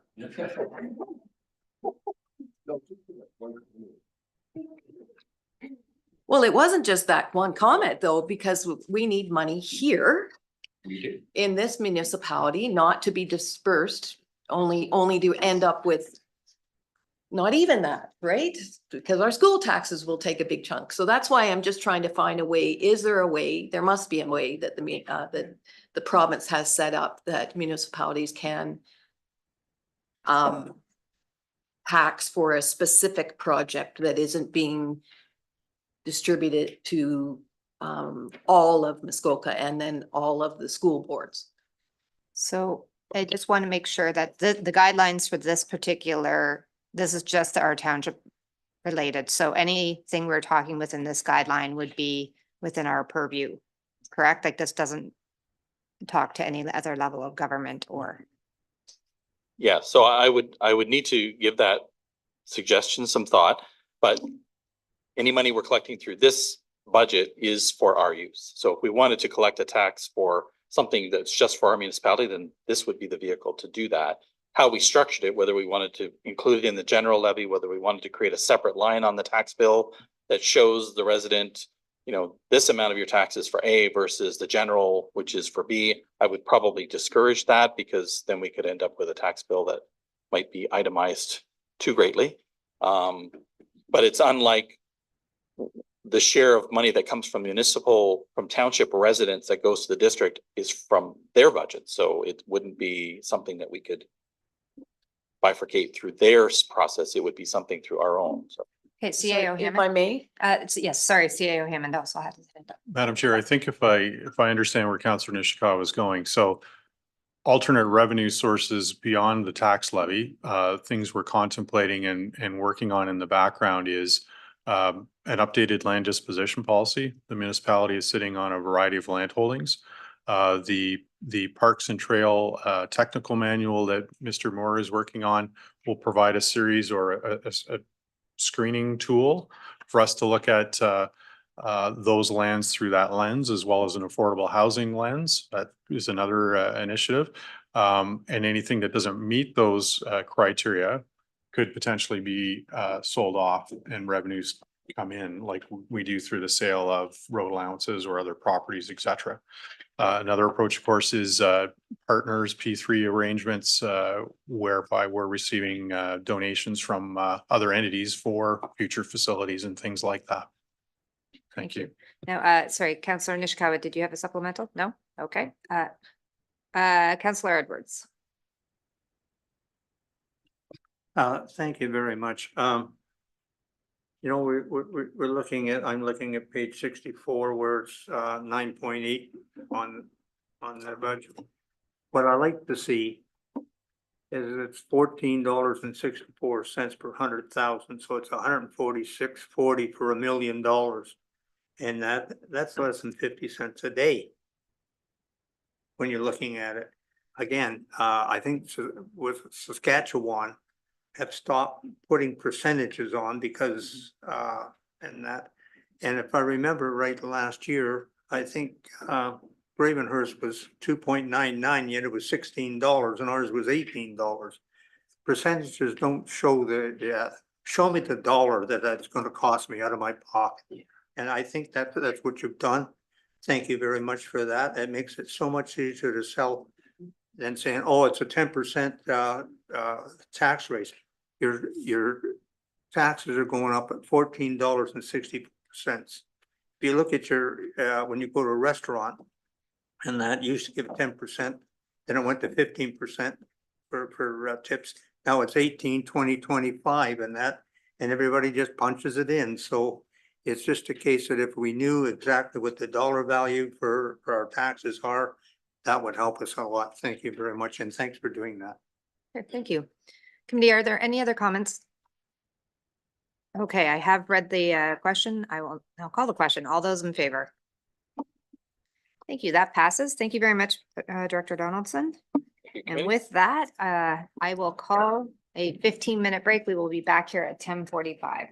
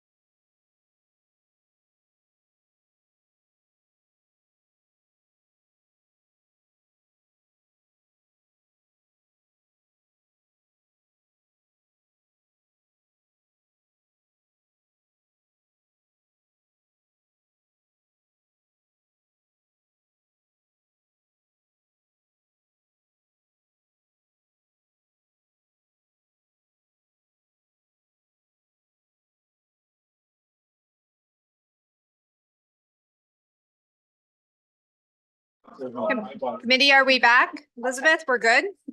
Okay. Okay, committee, we are now going to move on to item 10A. I'd like to welcome Mr. Moore, please.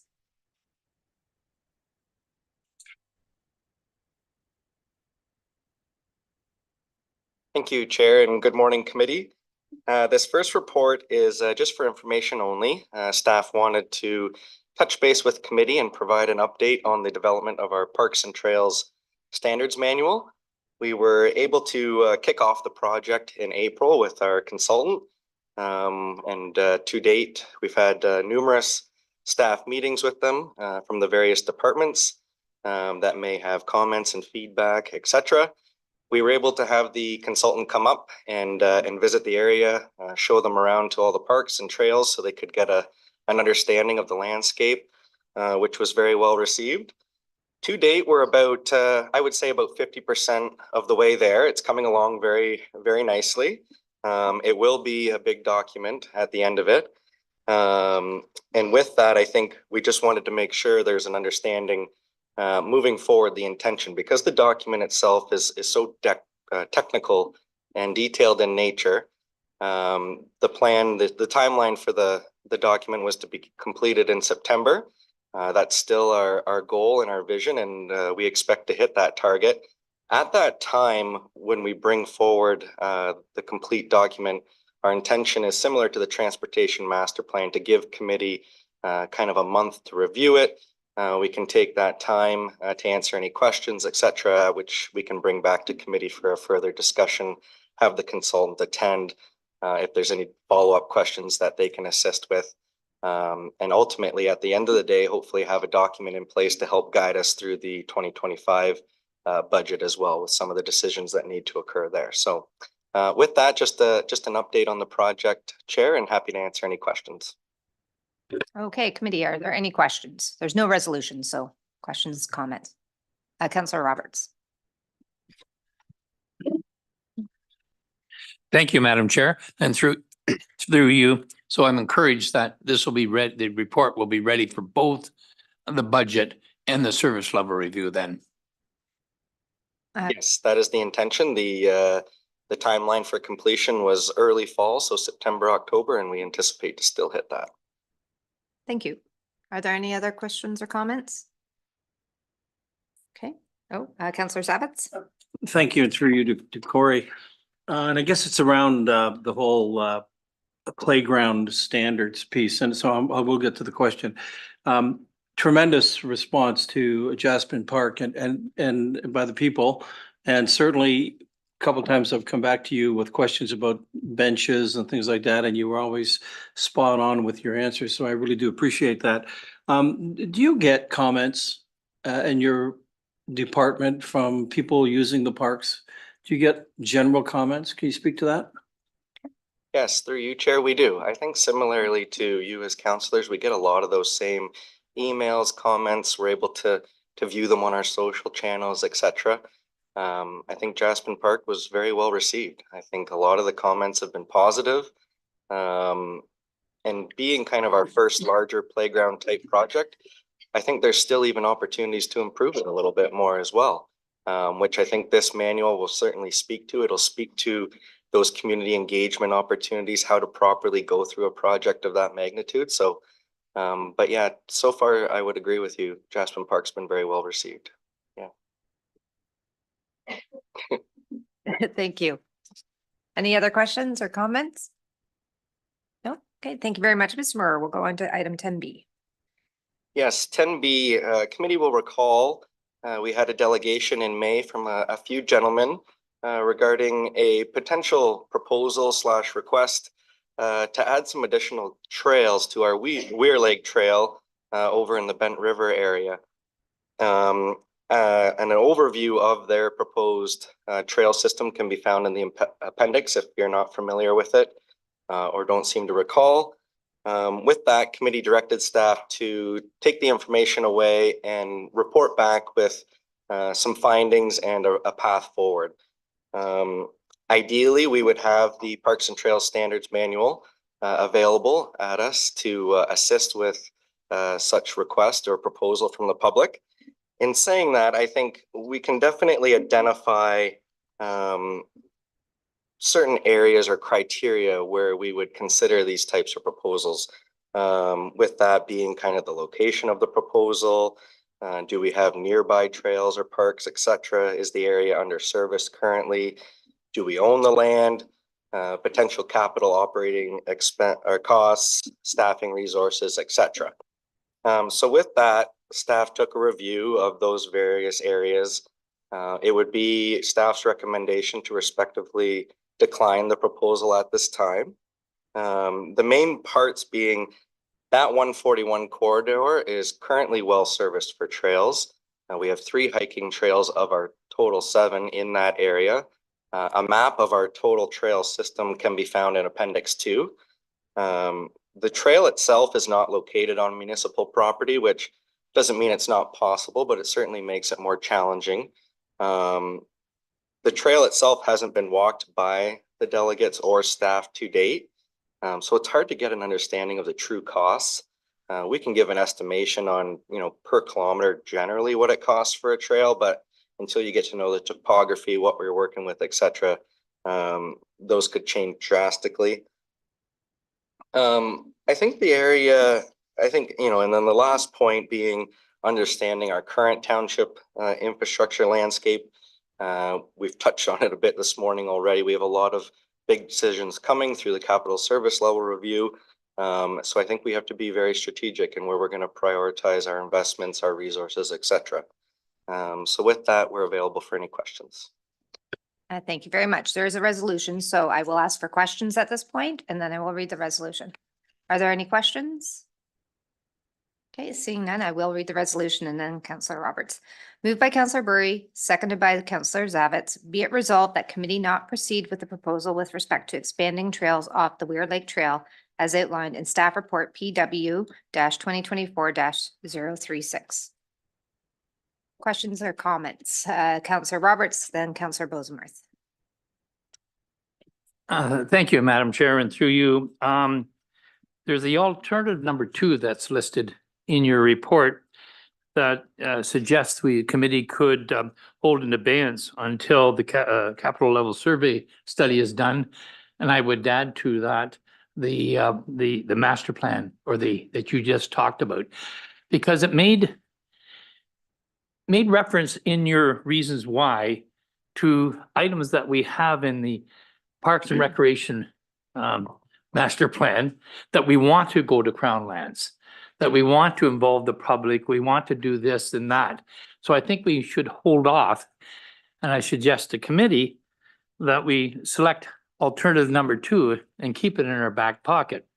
And then once we do the service level reviews, then bring this back as an idea. Is there any harm in doing that? Is there any harm, Mr. Moore? Through you, Chair, I don't think there's any immediate harm by any means. I think that's ultimately a decision for committee to weigh. Thank you. Councillor Bosemarth and then Councillor Nishikawa. Yes, thank you. And I wasn't quick enough on answering the questions because I was trying to confirm something. Just wondering, are all our trails marked on the All Trails app? Do you know that? Because it's what trail people often turn to that, and I was looking for it, and I didn't double check, but it seems to me that some up on 141 are not on it, whereas the ones down are. I was just curious, and it does, Yes, through you, Chair. I think the councillor's correct. I think there's a few kind of third-party resources options that we can explore and take advantage of, and I don't think we have fully yet to our capacity. I think that's something staff can earmark and work towards for sure, but I think you're correct. They're not on there. All of them. Councillor Nishikawa. Thank you. I just have to make this quick comment and then my question, but be careful about how much you advertise a trail. That's all I'm saying. Because it does not become manageable after that. That's been our experience for sure. I'm very interested that this I like Gord's idea, but I'm interested that these folks have other alternatives. So Muskoka Trails Council could work with them as well. as well as the township. I mean, it can, that's what the whole purpose is to work together, right? And in fact, that one organization can get funding from both the province and the federal government, for instance. So I like the idea that it can be left open. And what harm, or like, not harm, but did you get an understanding from the delegates of how quickly they wanted to move on this?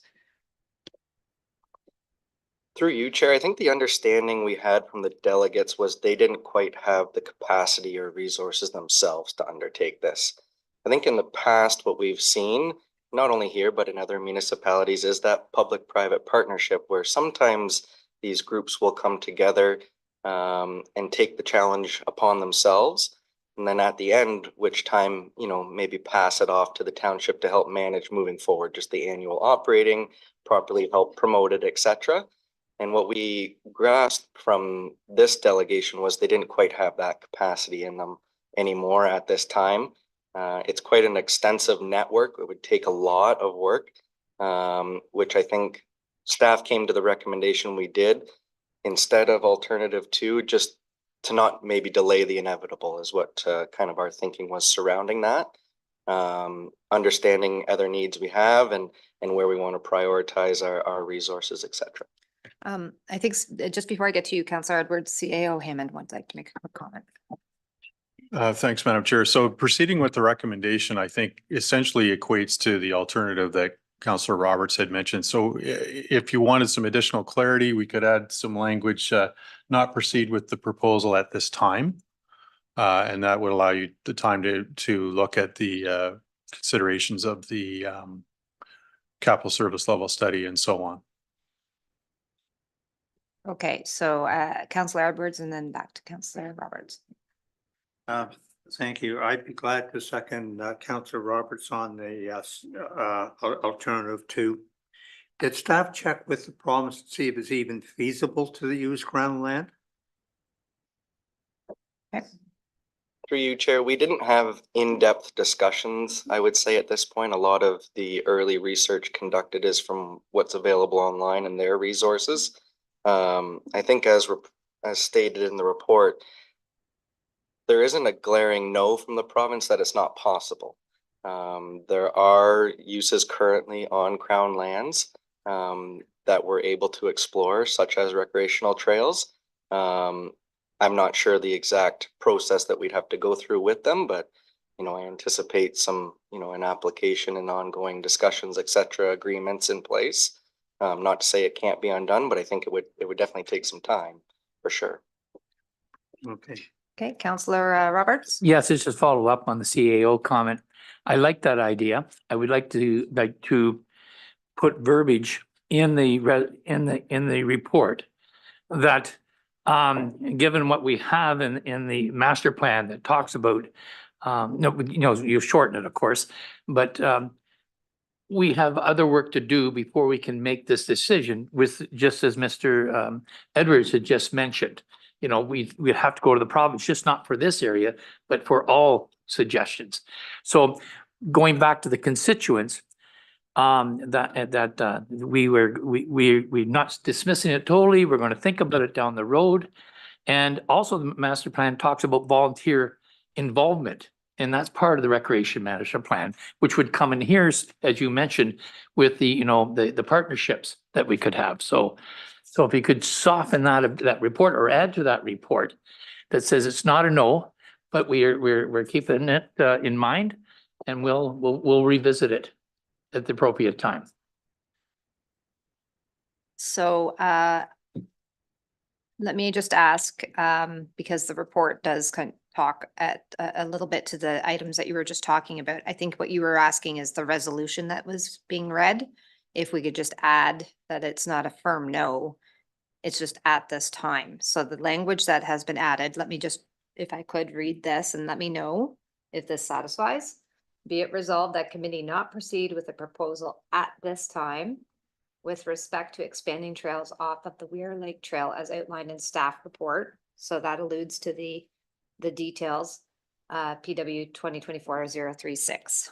So the language is that has been added is at this time. Yeah. And I'm sorry to wordsmith, but we will be reconsidered once more information is gathered by the township. Corey, sorry, Mr. Moore? Yes, through you, Chair. I think absolutely. The idea, the proposal, the area is certainly on our radar now. So when we receive that Parks and Trails manual, it's going to identify underserviced areas or potential future areas for trails, at which time we can definitely consider this along with others as well, and the proper process we go through with the community, et cetera, to develop them. Thank you. CAO Hammond? Madam Chair, I think when we say at this time, I think Councillor Roberts' notion is it's implied through that language. So. Councillor Roberts? I'm sorry, but it's, you know, it's a point in time that it needs to get out. Will staff call the applicant or the delegation and inform them verbally, not in writing, what our plans are? Through you, Chair, yes. Yeah, we'll follow up with them after the meeting. Okay, so I have added the language to this resolution. I will read it one more time. Moved by Councillor Burry, seconded by Councillor Zavitz. Be it resolved that committee not proceed with a proposal at this time with respect to expanding trails off the Weir Lake Trail as outlined in staff report PW-2024-036. Call the question. All those in favor? Thank you. That carries. Thank you, Mr. Moore. I think you might have one more item. Yes, one more, Chair. This one is regards to the Bala Library and some upgrades we made to the reception area there. Following a few recent incidents at the library itself, some concerns were raised by the staff. Following our delegated authorities through the CAO bylaw and the health and safety policy, staff acted on making some upgrades to the reception area. You can see those upgrades in Appendix 1 of the report. Really what we did was we solidified a more standard reception area and that enclosed that employee with access through a door. We were able to do those upgrades using surplus funds from a few other capital projects that we had. And today what we're looking for is just to make that capital project official by amending the capital budget plan for the Bala Library emergency security upgrades. With that, available for any questions. Okay, committee, the questions first, or questions? Okay, Councillor Edwards? Yes, it shows here you're taking 10,000 from the Russell Lake Road dock removal. Yes. Has it been removed? When is it being restored? Through you, Chair, yes, the Rosso Lake Road 2 dock has been removed. That project was completed in June, which allowed us to use some of the funds for this project, understanding that there was a surplus there.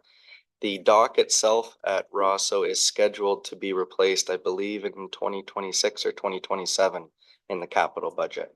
And I believe the reasoning for that is the dock has been out of commission for about 3 to 4 years now as is, and understanding that the capital service level review is coming this year, there was the idea to potentially delay that and understand whether it was required moving forward. Okay, thank you. Councillor Edwards? My understanding was when they had taken it out of the budget to be in the following year. Now it's been 2 or 3 years and it still hasn't been done, and it just keeps being pushed on. And that, yeah, it's not being used if it's not there, but it doesn't mean it's not required. We just keep taking services and bringing them down. And that if you look at our budget, and that it was 48% for staff, now it's 50. We keep taking stuff out, it'll be 60, 70 for staff. We're not giving the people that use these and that proper consideration. But we should be looking at that as soon as possible. Okay, so separate from this then is a discussion on the Rosso Lake Road Yes, I think through you, Chair, I think those discussions will continue through the capital service level review. Don't quote me on the exact year in the capital budget. I'm just trying to recall off the top of my head. It might be 2025. But I think that was kind of the plan, was understand kind of that service level, if it was required, et cetera, or whether a change is required there, at which time we can have those discussions through the service level review. Okay, thank you. Councillor Nishikawa. I'm just following what, through you to Corey, but I'm following what Alan was just saying and felt the same as well, that we're already making changes, service changes. We've been making service changes for the last 5 years that I've been very aware of that concern me. And I don't know how you monitor, how do you know that somebody's missing that dock, for instance, or not you, I'm sorry, but in general, like, I don't know where's things being monitored, because I don't honestly, sometimes I feel like Port Carling doesn't understand the world outside of other areas, sort of. I just don't know, right? Because, and so, yeah, something gets taken away and then you say, well, nobody's using it. Well, yeah, but when there was a historic use, there should be a response to that, I guess. Okay, so what I'm going to suggest is I'm going to read the resolution. Okay, a question? Okay. Councillor Roberts. I did have. Oh, go ahead. Okay. Okay, how do we monitor? If you'd like, through you, Chair, I think those questions and those discussions happen with the public themselves through that capital service level review. We need to gain that feedback, that understanding from them. Was the previous level of service satisfactory? Is it needed moving forward, or is there a change required? So I think we anticipate those discussions moving forward with this capital service level project. Okay, thank you. Councillor Roberts, question? And thank you, Madam Chair, and I apologize to have so many questions, but this agenda was chock full of interesting information for me. So on this one here, would staff please explain how the operation of the Bala Library differs from the Milford Bay Library and the Walker's Point Library? Okay, thank you. Mr. Moore? Through you, Chair, I'd be happy to take a stab at it. Understanding that the Chief Librarian is here, I might toss it over to him to perhaps answer, but I believe in short, the Bala Library is under the branch of Port Carling, whereas Walker's Point and Milford Bay are volunteer run. Andrew, I'm not sure if you want anything further to add there, or It's a staging. in terms of how Bala is operated. Yeah. Sure. Okay, Hi. thank you. Thank you. Through you. So Bala is a branch of the Muskoka Lakes Public Library system, just like Port Carling is. Whereas from my understanding, Milford Bay and Walker's Point at one time were also branches of the system. But I think at some point 10 years plus ago, they were given to the community members to run as volunteer libraries. So me personally, I don't really have any oversight over what those branches or libraries do, or the activities they provide. Whereas Bala, it's staffed by the Township or Muskoka Lakes Public Library staff and overseen by myself. Okay, thank you. Okay, I will read the resolution. Moved by Councillor Bosenworth, seconded by Councillor Nishikawa. Be it resolved that council amend the 2024 capital budget to include a new project for the Bala Library, emergency security upgrades, as outlined in report PW 2024-037, and that $15,000 be used to create project 24197, Bala Library emergency security upgrades, whereas $10,000 be moved from project 24103, Rosso Lake Road dock removal, and $5,000 be moved from project 24108 at the Gregory Freight Shelter. Are there any comments? Councillor Edwards and then Roberts. The $5,000 from the Gregory Freight Shred, has that been completed? And that's excess, and is it? Okay, thank you. Yes. Okay, Councillor Roberts. Thank you. I think this is bigger than just Bala Library. In the report, it has two safety concerns listed as the reasons for doing this. The first one, limited physical security controls currently in place in the Bell Alive. Some gaps were identified. Number two was the most significant of which was limited control of visitor access throughout the buildings due to open concept workspace visible to the public or access to the public. This is happening in spades on that second point in Milford Bay. The use of combinations that we have given, I've heard people say, oh, we just send out as a general email to everyone who's going to attend the code of the lock. I know that by word of mouth, the groups will say, I'm not going to be there. Here's the code. We have no idea. And what I'm witnessing, why people are in our buildings. There's an open door. So just on that point, on the second one, on the first one, I'm thinking that this should be moved to a service level review discussion, because maybe perhaps we shouldn't be having the library run by the library group. Maybe it should be the same if it's very successful with the Walker Point and the Milford Bay. We still have the same issue of safety. But if we start going in and building, these closed offices for each one of these libraries, because I would think we should be doing the same thing at Milford Bay. And I'd say, how would we do it? We're so limited space. And this, that's my suggestion, that we hold off on this decision until we do the service level review before we put this money into it. What's already been done. So there was, just for clarity, this has already been completed. And it's a funding allocation that they're talking about. And it was done because of a need. What I've heard that is different is that this facility is under the structure of our library, and it has a staff member. And so that is under a different model. And I think what I'm hearing, and perhaps CAO Hammond wants to chime in here, but the difference with Walker's Point and Milford Bay is that they fall under the hall boards and the actual community centers. So perhaps some enhanced security measures there as a separate topic. But just what's in front of us right now has already been completed, and it's about how to finance. CAO Hammond. Madam Chair, the only reason that this matter is before you at this point in time is that we have a budget policy that requires the addition of new projects requires council's approval. That's the only reason this is here.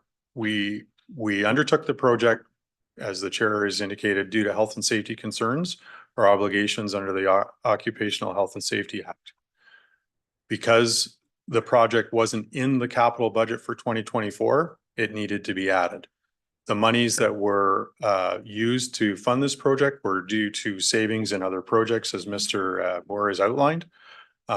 Ordinarily, we have the ability to reallocate funds within 10% of an overall project budget. The reason you have to approve the money is because the overall quantums for those other projects were so small that we weren't able to do that. And so, in my mind, part of what we should be thinking about is a potential change to the budget policy that would allow for some delegated authority to deal with these types of issues when we're dealing with quantums around, like $15,000 is what we're talking about here, more or less. Okay, so Councilor Roberts, there are other people have their hands up that haven't spoken yet. So I just want to give them an opportunity. Councilor Burry and then Councilor Zach. Thank you through you. I was actually going to say we should be looking at this with delegated authority. I mean, this is a health and safety issue. It's $15,000. We've taken the money from projects that are finished into a project. These are grown-ups that understand where we're coming from, and we've just spent 20 minutes of valuable time not dealing with strategy, not dealing with taking the township forward, with dealing with minutia. Sorry. Oh, I should say sorry. So it's a question. No, we're in comments, so that's okay. Councilor Zavitz? Thank you through you. Well, I don't disagree with my friend beside me. I guess my question would be, we did approve a budget for the library of $450-some thousand. I guess my question is, within that number, they couldn't find any $15,000 lumps left to, I mean, it's part of the operating budget for the library. And yet we're taking it, here we are taking it out of our pocket. So I just that question, did they have any money left in their budget? Okay, that's a good question. Mr. Moore? Yes, through you, Chair. I may actually defer to the Director of Financial Services. I think it more or less comes down to a discussion between an operating project versus a capital project, which I think he's definitely more able to explain. Thank you. Thank you through you, Chair. So we have a memorandum of understanding with the library. And as part of that memorandum of understanding, the municipality takes on the responsibility for providing the facilities that the budget operate, or that the library operates within. So that's why it would be our capital project, because it's our building. Okay, Councillor Nishikawa, and then. Thank you. I just want to add a short history for the library, actually. So those two locations were dismissed. Yes. It was that type of a thing, but that was the library itself. It wasn't council. It was the library that made the decision that they didn't want to operate those two facilities. So I will say, though, that I'm very, very grateful for the work that at least I'm aware of Walker's Point does.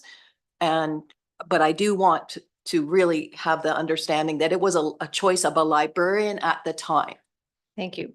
Mayor Kelly, and then I will call the question. Through you, just one quick observation.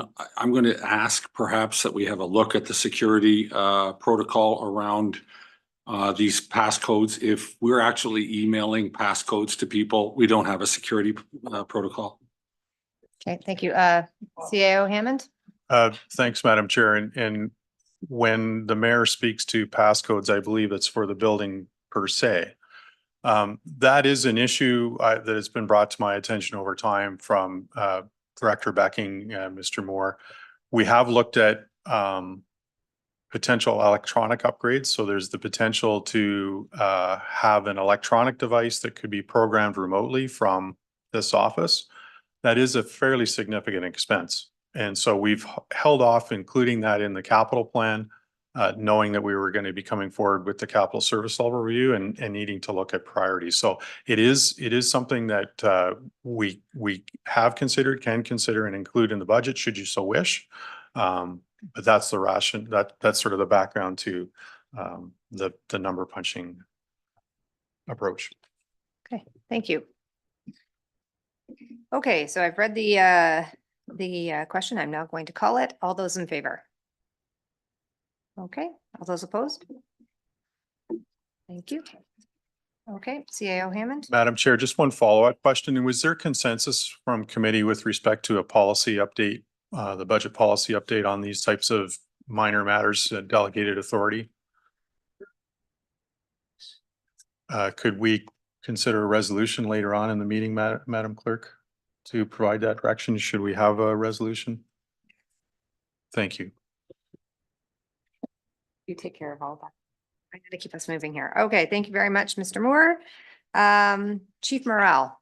Oh, you're already there. Good work. Good morning. Good morning, committee, and through you, Chairman Zan. The first report that I'm bringing forward today is a report to outline the recent changes in the fire underwriter survey accreditation for the tanker shuttle accreditation that we currently had. This is an update for committee that there have been some changes with the tanker shuttle accreditation. The company that we were using is no longer certified. We already have in planning for next year to be our tanker shuttle accreditation, because you're supposed to do the accreditation every 5 years.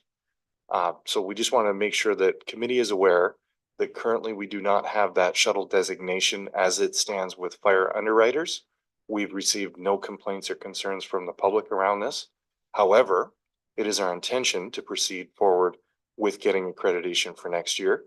And we do find anecdotally that a lot of insurers just call us and still apply the designation to the insured properties just by having a phone call with us. So I just want to make sure that committee is aware of that. Again, this report is just for information. We will, again, it is in our proposed draft budget to have this project in next year's budget, and I now stand for questions. Okay, thank you. Are there any questions? There's no resolution, so questions, comments? Okay, seeing none, thank you very much. We will move on to your next item, the fire station location study. I'm not quite sure if he's rejoining. Okay. Thank you, Chair, through you. The next report has to do with the fire station location study. This is an update, phase 2, an update with feedback that came from the public. The majority of the report stands for itself. I will highlight for committee that there were 4 sessions for feedback, 2 that involved our volunteer firefighting staff and 2 that involved the public. The exchanges and the information that is contained therein is within the report itself in detail. I now stand for questions, and I do believe that we'll have the consultant. There's our consultant on the line for questions as well. Great, thank you. Okay, committee questions before I read the resolution. Okay, I will read the resolution and then we can have a discussion. Moved by Councillor Zavitz, seconded by Councillor McIntyre. Be it resolved that the final phase 2 fire station location study, July 1st, 2024, attached as Appendix 1 to report ES 2024-011 be received, and that the matter be referred for consideration in the capital service level study project as a part of the overall services to be provided to residents of the township. All right, are there any further questions or comments? Seeing none, I will call the question. All those in favor? Thank you. That carries. Thank you, Chief Morrell. Thank you, Chair. And to our consultant who was patiently waiting. Thank you very much, Mr. Kwan. Thank you very much. My pleasure. We are now moving on to, where are we now? Oh, new business. Okay, earlier today, we heard from a gentleman about the Windermere Post Office. I don't have any resolution in front of me or anything. I just wanted to, is there any interest or appetite in exploring what the request was from committee? Councillor Nishikawa. Thank you. Through you, I think it's important for us to consider some of this. We've been talking about Windermere for feels like almost 10 years. Yeah, about that center being closed. And then, you know, in my community, we lost our post office, and lots of things get lost when your connection with the community in many ways. Strangely enough, but a lot happens when you walk into a post office and you see other members there and even notifications and things. So I don't want to just ignore this. I think that we have to try to do something or share our concern with someone, and also maybe look into other alternatives. But Windermere is only one, and even Arbala, I know Port's had its own challenges as well, but even Arbala post office is almost on a part-time basis, especially through the winter. It's really, really disturbing. So I hope that we're trying to save, you know, whatever we need to do. I don't know what that is right now, but I don't want to just dismiss it. Thank you. Mayor Kelly. Thank you. And through you, just further to Councillor Nishikawa's comment, I'm just at a loss as to what we can do. I'm not sure that it was clear to me what next steps the township could take to help itself, to help the situation. I think there was fairly extensive consultation. I don't know if it was with that fellow that was on the line or with Canada Post for the last 6 months trying to find alternatives, and they just ran out of steam. So I don't know how or where or what we would do to turn that around. I'm missing the imagination to figure out how to do it. Councillor Roberts? Well, I have experience with closing a local post office 3 years ago, and I went through all the hoops and talked to many people in Canada Post. And the Milford Bay Post Office was there at the graces of the postmaster because she had the building, she had the time and the wherewithal to do it. And it was a 3-hour operation because there wasn't the work there to keep it any busier. The problem being is that people who wanted their mail couldn't get their mail, because that 3-hour window. So they went back to trying to find someone and they found someone, but then the costs weren't attractive. The solution was the boxes.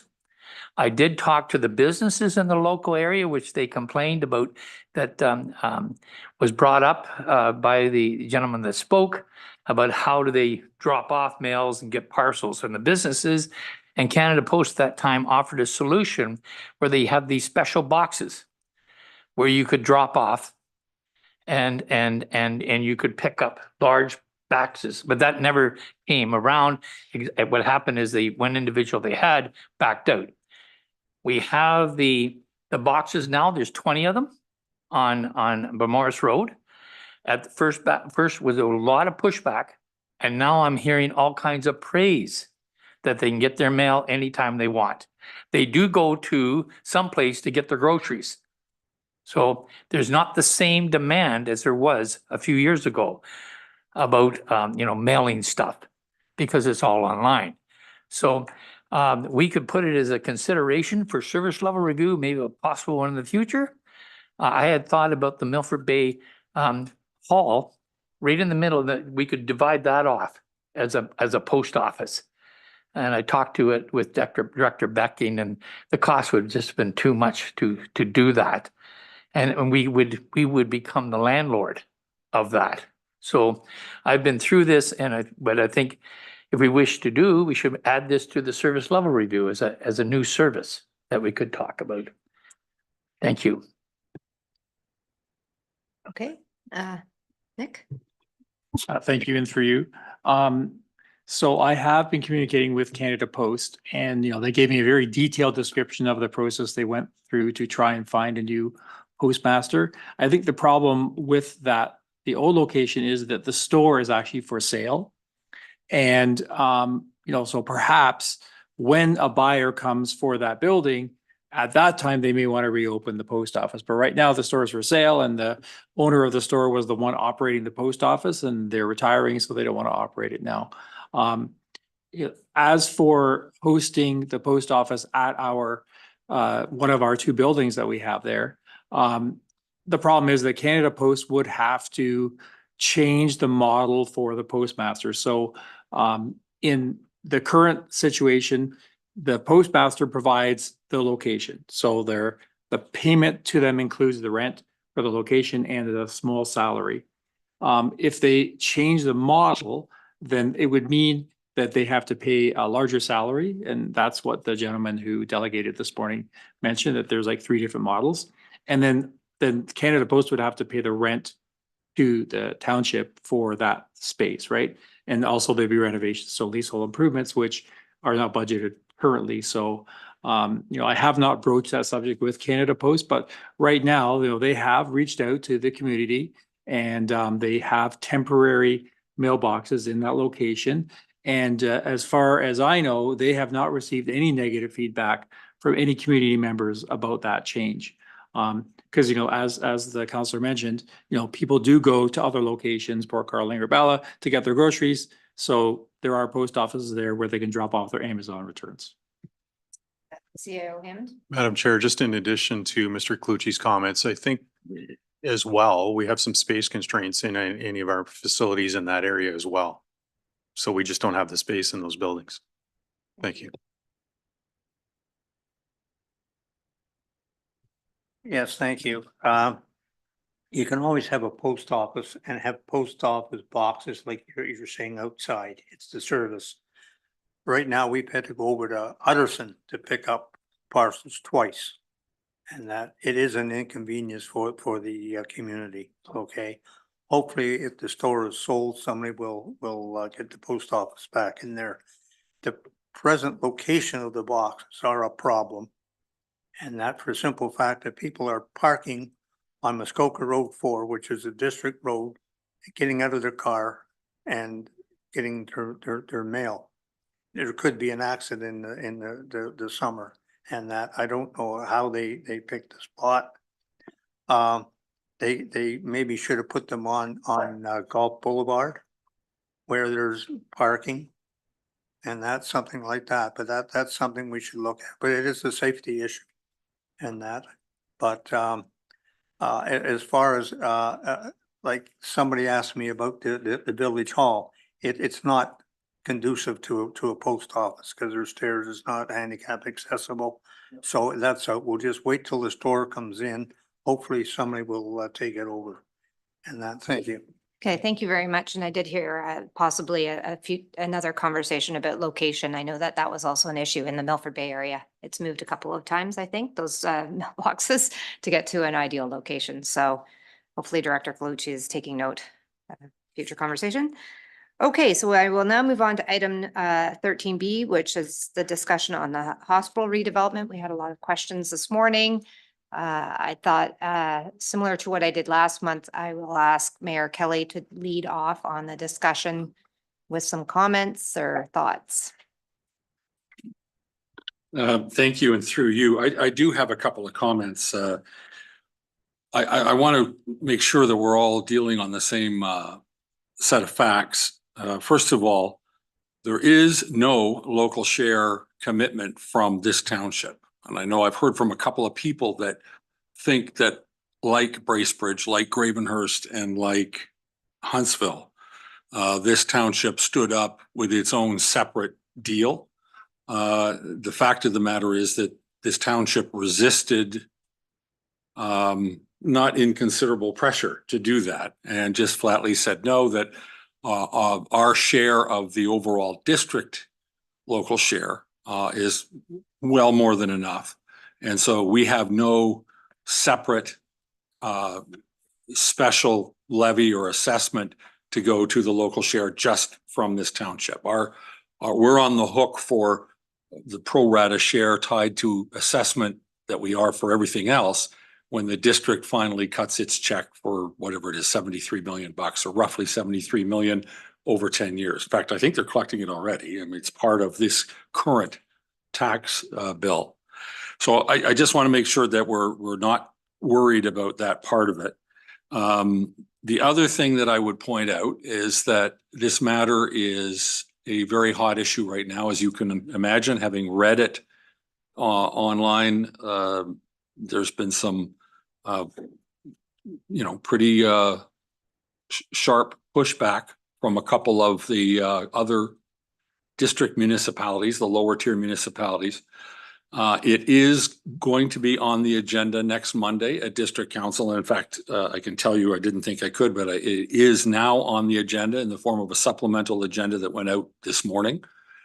And it is a resolution that originates here, moved by myself, seconded by Guy Burry. It's nothing really new. It's a continuation of an argument that was tried and lost September of last year or October of last year, I think it was, essentially putting an additional layer of control, actually a layer of control that didn't exist on the district's obligation to fund. So if this resolution passes, it will only be, there's the obligation to fund the local share from the district will be conditional upon district council approval of whatever the final plan is that gets submitted to the Minister of Health. So that is new. It's like I said, it went on it went on this morning as a supplemental agenda. So for those of you on District Council who haven't seen it, it'll be in your email when you take a look next. And it will require a discussion and a debate very similar to that which was raised in District Council in October last year and failed. But I think there's a recognition now that whatever the state of affairs was when district approved the local share commitment has changed dramatically. And as a result, there needs to be a layer of comfort that we essentially have the opportunity to review and approve whatever the final plan looks like before we're obligated at district to fund it. I'll just finish my thoughts and then the chair can chair. A couple of thoughts that kind of come through me. We have obviously a huge obligation to be the check and balance on behalf of the community on what is going to happen, because the expense and the repercussion from these decisions is huge. It's long-term and it's expensive. But I steadfastly maintain that the last thing we need is a hospital designed by politicians. We need a hospital where, in my humble opinion, medical science establishes a level of care and a level of support that needs to come from the doctor community, the medical community. Absolutely, they need to be the ones to determine how and when and what gets practiced in the form of medicine in that hospital, what doesn't get undertaken there. We'll have to have the ability to move elsewhere where other specialties are. And I think that the MAC board's responsibility is to take that formula essentially and make sure that it's prudently developed and as efficiently as possible delivered to the community in a safe and secure way without blowing the budget on everybody's tax dollar or of everybody's tax dollar. So the role of the politician to me is to essentially let the doctors do their thing, let the MAC board do its thing, but provide the governance and oversight to make sure that as far as the constituent is concerned, they're being well served and being served on an efficient, cost-efficient basis. Really, that's what it is. And safe and secure, but essentially with the right kind of oversight from the board in terms of what needs to go, how big, how many rooms, how many how many buildings, how big the building is, how many beds. We don't add any value to that discussion. It's a matter of making sure that the dollars that are spent wisely to provide an efficient and very well thought through level of care to the community. And I think that's probably, I'll stop there. Okay, thank you.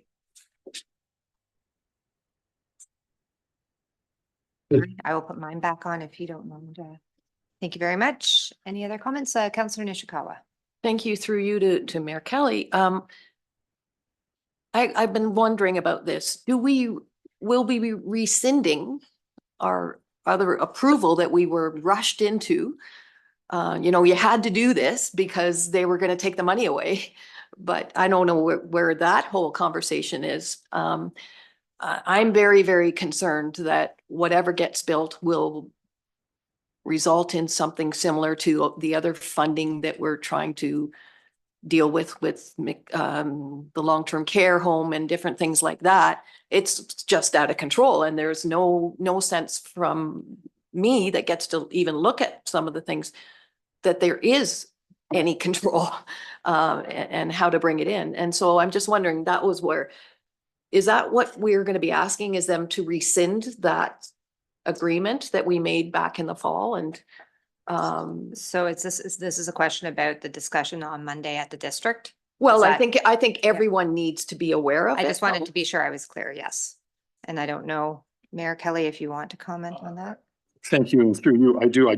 Before I answer, I just want to make sure that I can answer it honestly, because I have the resolution here. I don't believe it rescinds anything, Councillor Nishikawa. What it actually does is creates a condition, a condition precedent to actual funding on top of whatever the support that was offered back in October was. And we didn't approve, is my recollection anyhow, in October. We didn't approve any particular plan. There was no plan in front of us at the time. It was simply a commitment to step up for the $73 million local share without any condition or restriction. What this does is simply put a condition on it that before that obligation crystallizes, district council will have to go through the exercise of approving the funding. Now, obviously, there's a bunch of issues with that. We know timing. I don't know, I guess I don't know enough about the timing. I know that I think I've been told that the submission needs to be done and filed by the end of the year. I suspect there's a lot of work that has to go into preparing the submission. The last thing that will work is if we take 6 months to think about it. So it'll have to happen fairly crisply. But at the end of the day, and again, this is all conjecture until this resolution is debated and perhaps passed. We know some are going to object. But I think for the protection of all of the residents of the district, this is just a layer that it's basic good governance, if you ask me. You would not extend an unconditional offer to fund something, no matter how well intended it is. You're going to put in some layer of protection. This is just one line of protection that says we don't fund unless we approve it. Councillor Burry? So just to, thank you, and through you, just to put it in context, the Township of Muskoka Lake's contribution to that 73 million is about $29 million. And what the mayor and I mean, we voted against it in the first place for different reasons, but triangulating around the lack of discipline in what both of us think is a flawed governance model. So what we're trying to do is make sure that the appropriate people are making the decision around what we need, that, you know, the planners are looking forward. They're not trying to build two status quo hospitals. They're trying to build hospitals for the future. And I commend them for that and recognize that change is difficult. But healthcare is changing. Artificial intelligence is changing the way healthcare is being delivered. There's all kinds of these pieces. And what we're trying to do is make sure that there's, you know, lower the temperature of the dialogue and see if we can't put a level of faith in the district council to say, yep, we can live with this model, that we've been educated as to how it works. Because talking about beds is as we heard earlier this morning, is not the way anymore. You need to know what's an acute care bed, what's an alternate level of care bed. Our hospital, the two sites, is so far above the average for alternate level of care people in beds. Our average is 21 days. And the provincial average is between 3 and 4 days. So, and that's why they use 6 days. So we've got all kinds of people in the wrong kind of healthcare system. And I think what they're trying to do is get things fixed so that we can have care closer to home, but that's the appropriate level of care, not an acute care bed.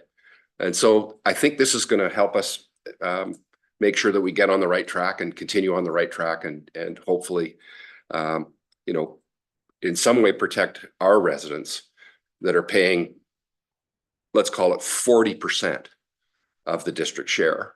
And many of our constituents, certainly the lots of the seasonal people would not, you know, don't expect to see this as a tax levy. They pay it through the foundations where they come from, whatever city that is, in the United States or in Canada. If they're coming up here as seasonal, they're not used to seeing it on the levy. The city of Toronto does not put it on the levy. When sick kids build something new, they raise the money. That's not always true outside of the big cities, but that's why our levy's there. But it's, you know, $29 million. That's, you know, 2 years of what we take in to manage our township. Thank you. Are there any other comments? Thoughts? Okay, seeing Councillor Zavitz. Thank you. Through you. Again, just to mirror what I said earlier when these folks stood in front of us, there's a communications gap here. You know, otherwise I wouldn't keep getting dear Councillor Zavitz from people in Gravenhurst. And I know you all are. A myriad of concern of you've got to help us, you know, save South Muskoka. And I'm really afraid of what will happen. I mean, they drew the line on the 2nd of July and they stood here today.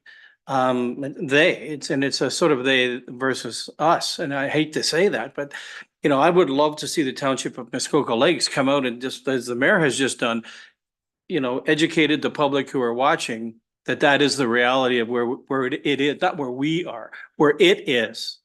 And that's a real concern. We have a communications person here that we employ. Where do we stand on it so that, you know, we don't have to continue to field the call saying, you've got to help, I can't help. I can only ask those questions that I did today. Okay, I believe that the questions that you're asking were relevant today because there is an understanding that there is an information gap. I think that's what I heard today from Mac as well. It sounded to me, and we can perhaps have staff confirm whatever the rollout strategy is going to be from Mac. I think that is the appropriate place because they control the actual data and the actual formula, the model, whatever it may be. So, do you have your hand up, Mayor Kelly? Okay, I'll let Mayor Kelly continue.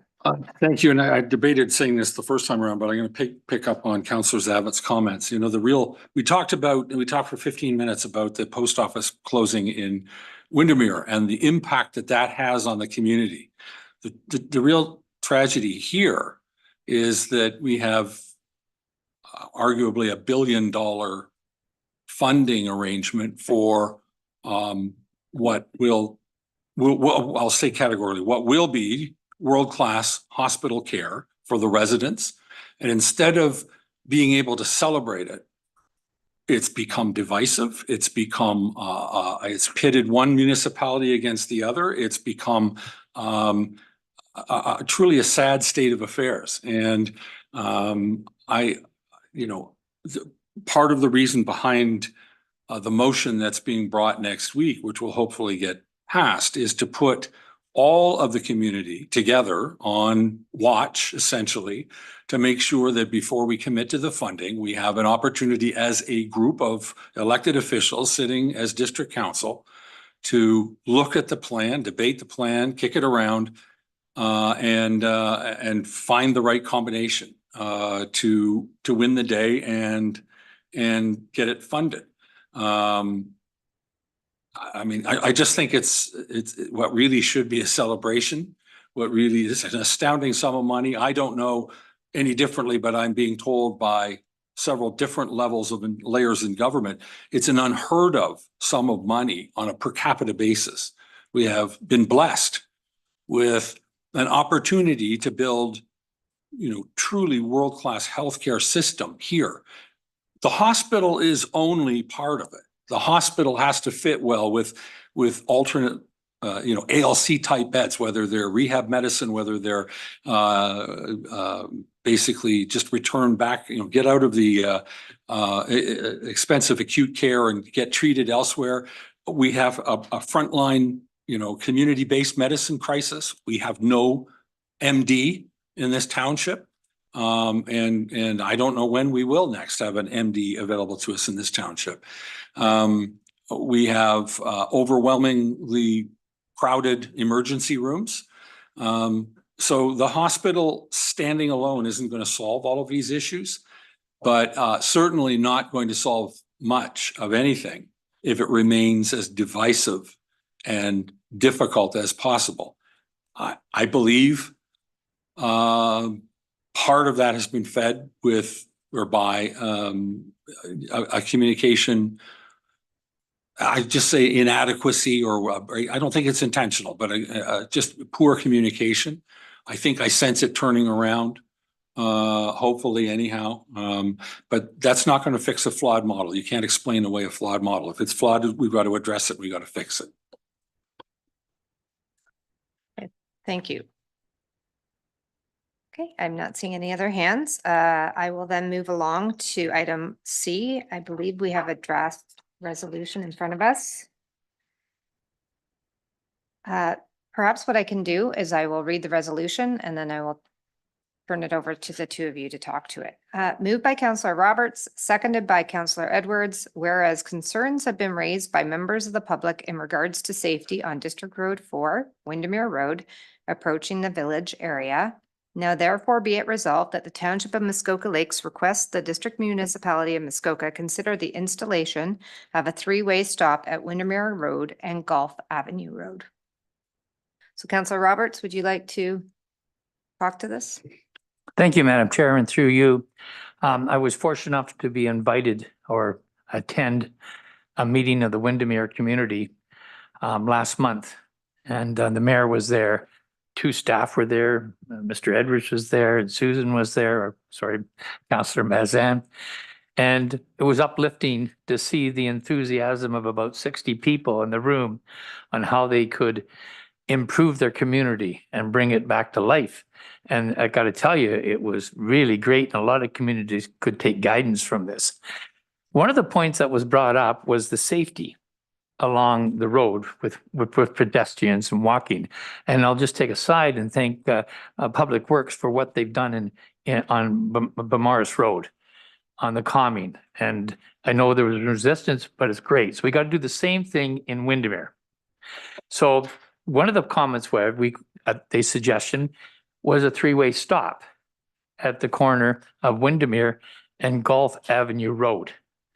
And I was up there the other day with the Windermere 100th anniversary, and I noticed it. And there's a lot of traffic and a lot of cars and a lot of movement through there.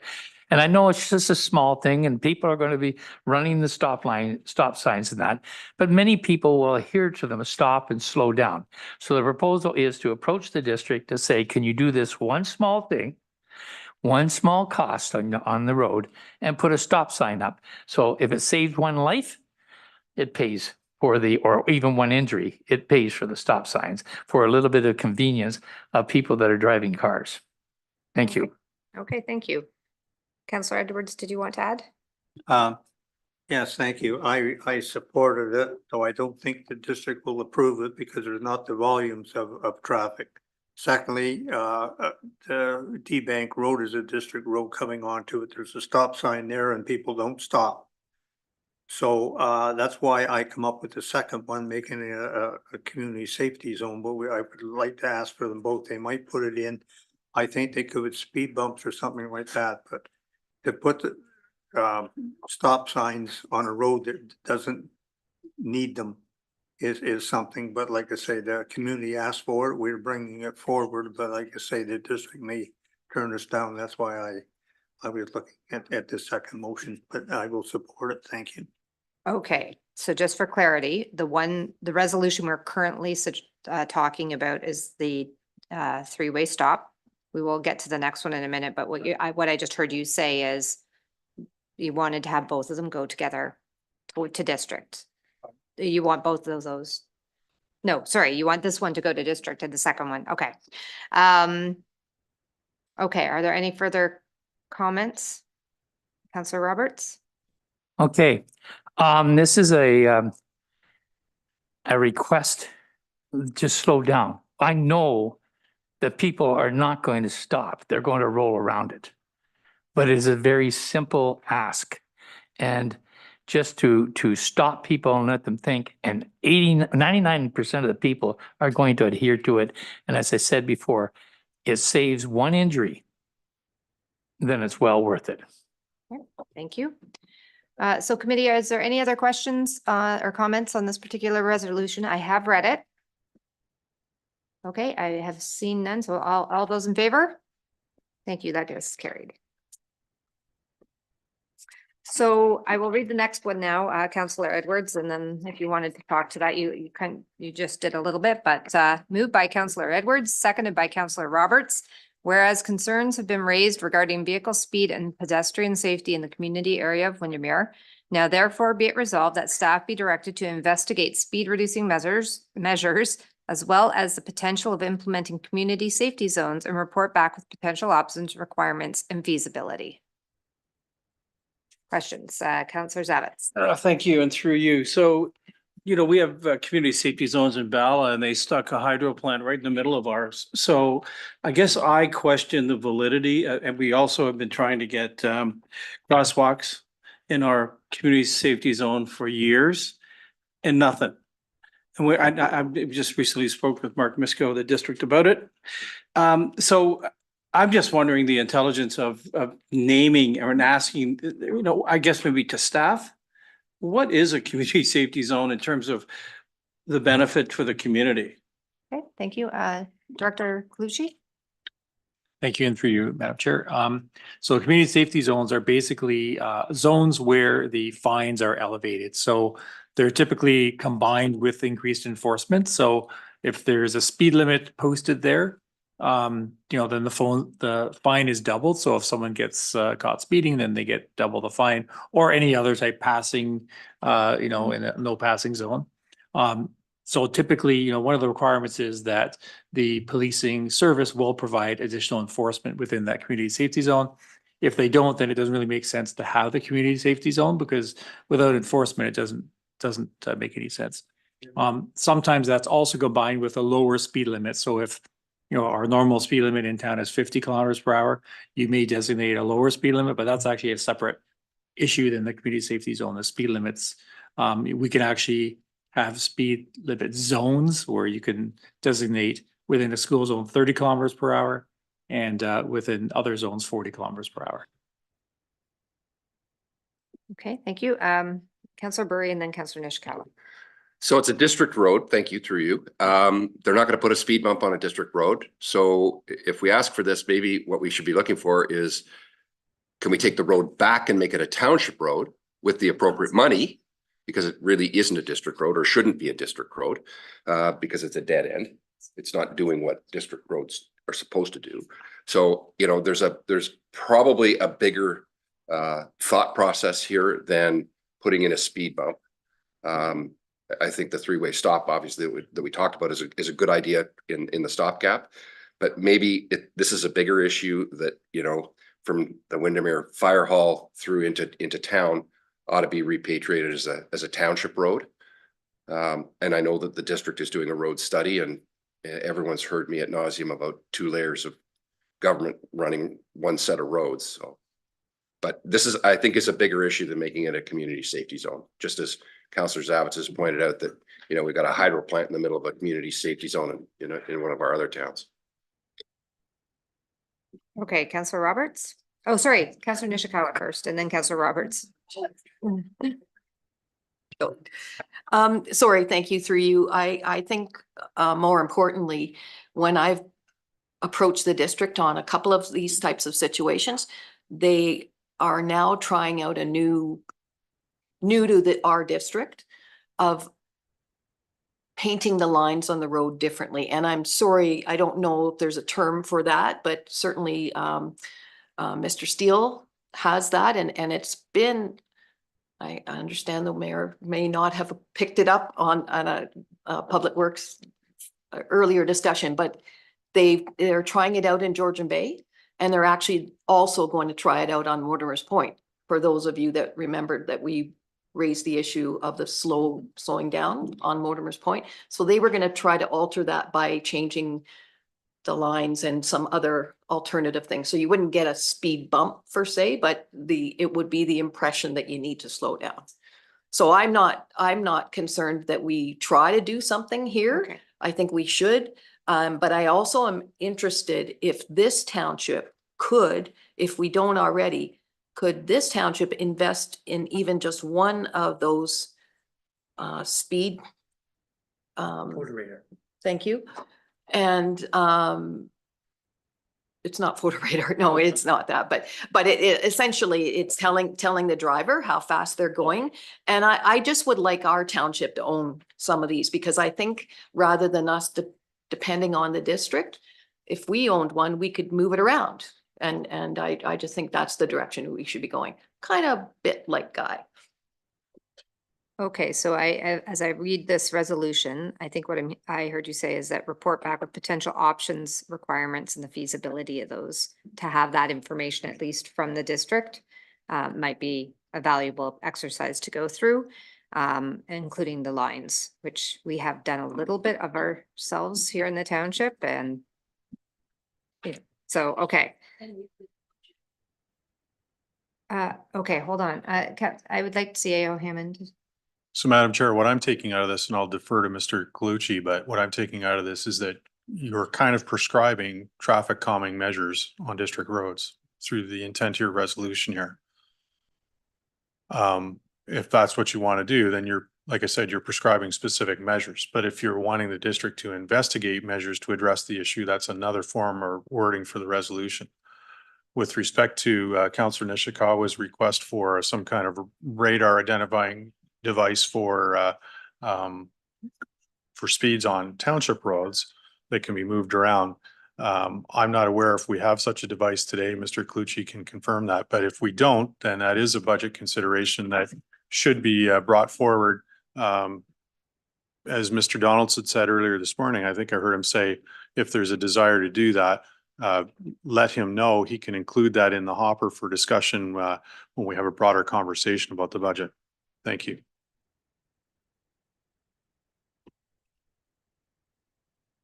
Okay, I actually, if I could ask our clerk, please, to perhaps clarify what is actually being asked here, because I don't think this is specific to the district, and I think it's a much bigger initiative than.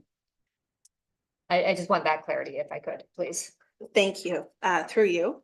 The resolution that was just passed was kept separate because it's specific to a district road. So it was requesting the three-way stop and considering, the three-way stop on that road.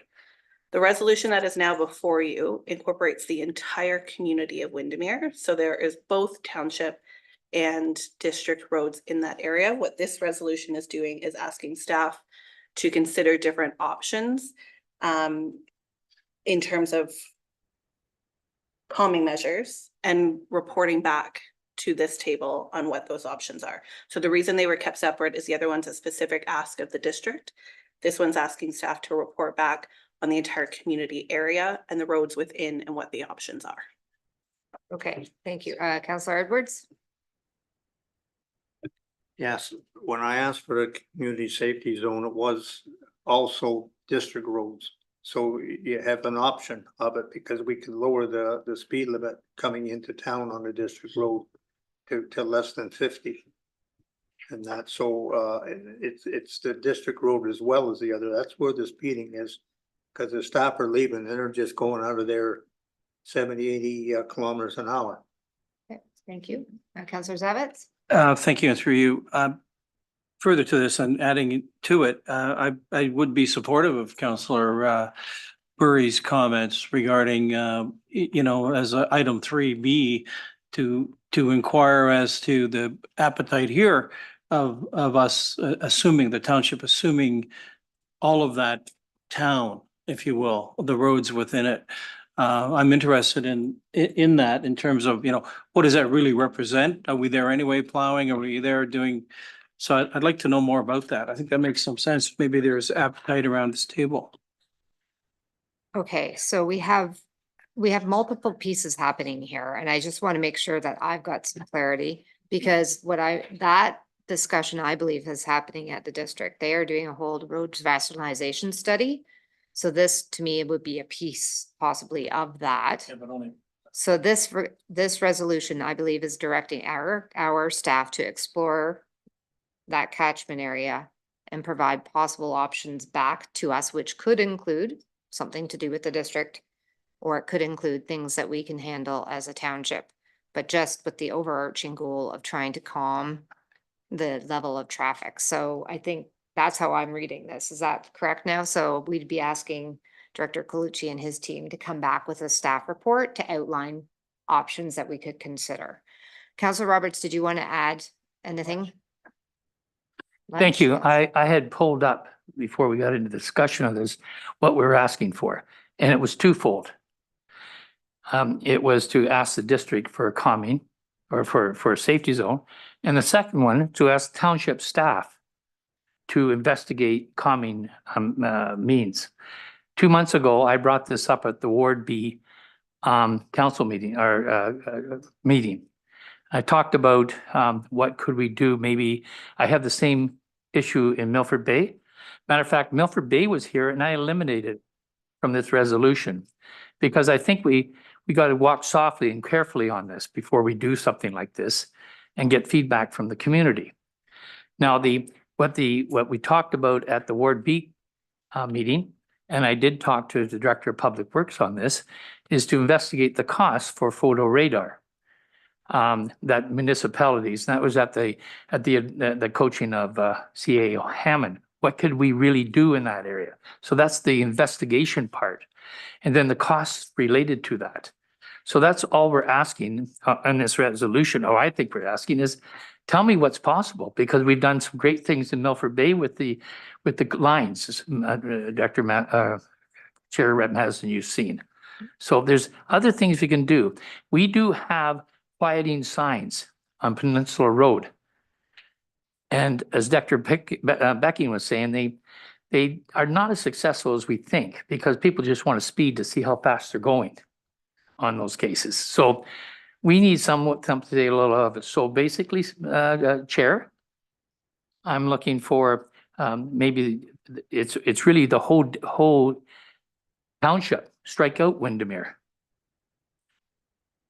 So I think in this particular case, I think what the specific ask with the specific catchment area that's been allocated, the area of Windermere, that we would be asking Director Colucci and his team to come back to with a staff report to address exactly what you just said. What are some possibilities that we could consider, of which there's different scenarios. So I think that is the appropriate path forward here from the sounds of it. I have read the question, so I will now call the question. All those in favor? Okay, that carried. Director Colucci, we will look forward to hearing your options.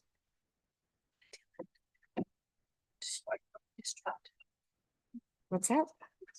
This was the conversation we had.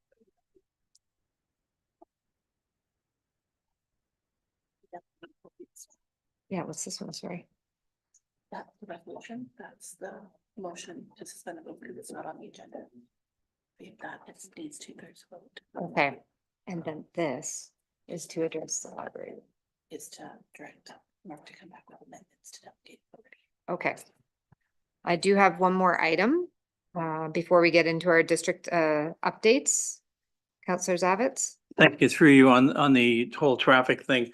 A week ago during the long weekend, there was an OPP off to the side of the road on Highway 169 between Bala and Torrance, which is a 60-kilometer zone. And she had pulled over a couple of people when I went in. I came back, she was there. I stopped and we had a talk. And they're aware of, I'm not sure how through the township staff, that there is a lot of speed issues, here now. And that they're getting people going 40 over, 30 over on that road. And so I was pleased to hear that she told me that there was going to be some sort of a ramped up effort. I mean, would staff know that? That would be important for us to know. Thank you. Director Colucci? For you, Madam Chair. So when staff do receive speeding complaints, we do refer them to the OPP. So they don't necessarily notify us of enforcement items, but and we also direct residents that if they are calling us about speeding, we direct them to contact the OPP, because the more contact the OPP has and the more incident of speeding issues, then they will increase enforcement in those areas, right? So, but they don't necessarily notify us of blitzes when they are doing it, but we do notify them of speeding calls. Okay. CAO Hammond? Just further to that, my understanding, recent understanding is that through the efforts of the current detaching commander, they have been historically understaffed, and through his efforts, they've received a greater allocation of new officers. And so there's going to be an increased or a proper complement of officers, and that's probably why you're seeing a little bit more presence throughout the community. Thank you. Okay, thank you. There was a discussion earlier about our fire chief morale. Just to add to what the CAO said, we actually know absolutely correctly that when new officers get assigned to an area, they have a quota. So they are out aggressively. Yeah, so only with the new officers, but it is always a good thing to welcome new officers to your community. Okay. So We had a discussion earlier about the upgrades to the security at the Bala Library, and that sparked an interest led by Councillor Burry that perhaps we could delegate this authority to staff. So I have two resolutions in front of me. One is to, because it's not on the agenda, to suspend, I guess I need does it have to do? A motion to, and yes, thank you. So I'm going to read this resolution first, and then I have a second resolution for us to read. And this needs 2/3. Thank you for that reminder. Moved by Mayor Kelly, seconded by Councillor Bosenworth. Whereas 3.5.1.6 of Township Council Procedure Bylaw 2023-089 provides that any motion may be introduced without notice if council, without debate, dispenses with notice by a 2/3 vote. Now therefore be it resolved that Township Council hereby dispenses with notice to consider and vote on the following: delegation of authority, amendment to budget guiding principles policy. So all of those in favor? Do I have 2/3? I do. That carries. Thank you. I will now read the next resolution. Moved by Councillor Zavitz, seconded by Councillor Burry. Be it resolved that staff be directed to review and report back to committee with recommended revisions to policy C-FS-01, budget guiding principles regarding delegated authority to staff for budget amendments. So it would be a future policy that we will have an opportunity to discuss. Councillor Zavitz? Thank you. Through you, I would only ask or add, there should be a monetary ceiling or a cap, or it should reference the fiscal piece, not just, otherwise it's $100,000, right? I think that's the type of information that they would come back with and we'd have an opportunity to discuss. Madam Chair, I think that's the idea. Staff are going to report back with options. You get to approve those options. So it may be a monetary limit, it may be a percentage. I don't know if Mr. Donaldson has any further comments, but. Okay. Thank you. So all those in favor? That carries. Thank you very much. District of Muskoka updates, as we've started to change our approach on this in the last couple of sessions. All of the links are here to the meetings. And so at this point, I will ask, are there any questions from committee members on items from the agendas? Okay, seeing none. Thank you. We still have our link to community events. Are there any community events that, okay, Councillor Roberts? Thank you, Madam Chair. I just want to remind everyone that the Milford Bay community is holding an Andy's House Awareness Day on Saturday, the 27th, between 11 a.m. and 2 p.m. to raise funds for Andy's House. They're going to be selling beef on a bun with drinks and etc. And that money will go towards Andy's House. Andy's House will be there to answer any questions and to collect and possibly collect donations for Andy's House. So I invite all councillors to attend. A little side bar on this, we've invited the fire department for safety information. I think maybe they'll set up a table. And we have, because of the efforts of the Public Works and specifically Mr. Moore, we'll be having our official welcome to a new device in our township. Would be an outside defibrillator.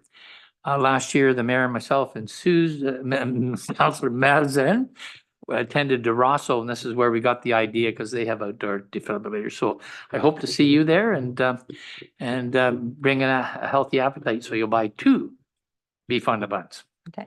Thank you. If there's a flyer, perhaps you could send it to staff or to council somehow, just so Yes, I will. people have the information. Thank you. Are there any other items? Community events, Councillor McIntyre? Walker's Point Community Center, July 13th. There's a festival to celebrate 13 years of the library with, again, the fire people and all of that. So it's a community happy event. And July the 30th, for any hippies out there who remember what was it? Tea for the Tillyman? We're actually having tea with Tilly. So Alex Tilly has just released a book, a biography. And he will be there to talk about his life making hats. Are there any other items? You.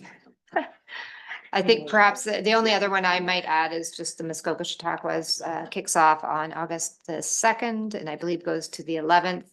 It just launched their schedule of events. It's always interesting, a lot of fun things going on in there. So I would suggest if you have a chance, have a look, try to attend part of it and help us spread the word. Any other items? Okay, I am not seeing any. Moved by Councillor Burry, seconded by Councillor Nishikawa. Be it resolved that this meeting adjourned at 12:15 PM. And the next regular general meeting of the General Finance Committee will be held on Wednesday, August the 14th at 9 AM or at the call of the chair electronically from the council chambers, municipal office in Port Carling, Ontario. All those in favor? That carries. Pardon me? Yes, I can wait till we've ended. Well, except that Okay, sorry. what I was going to ask is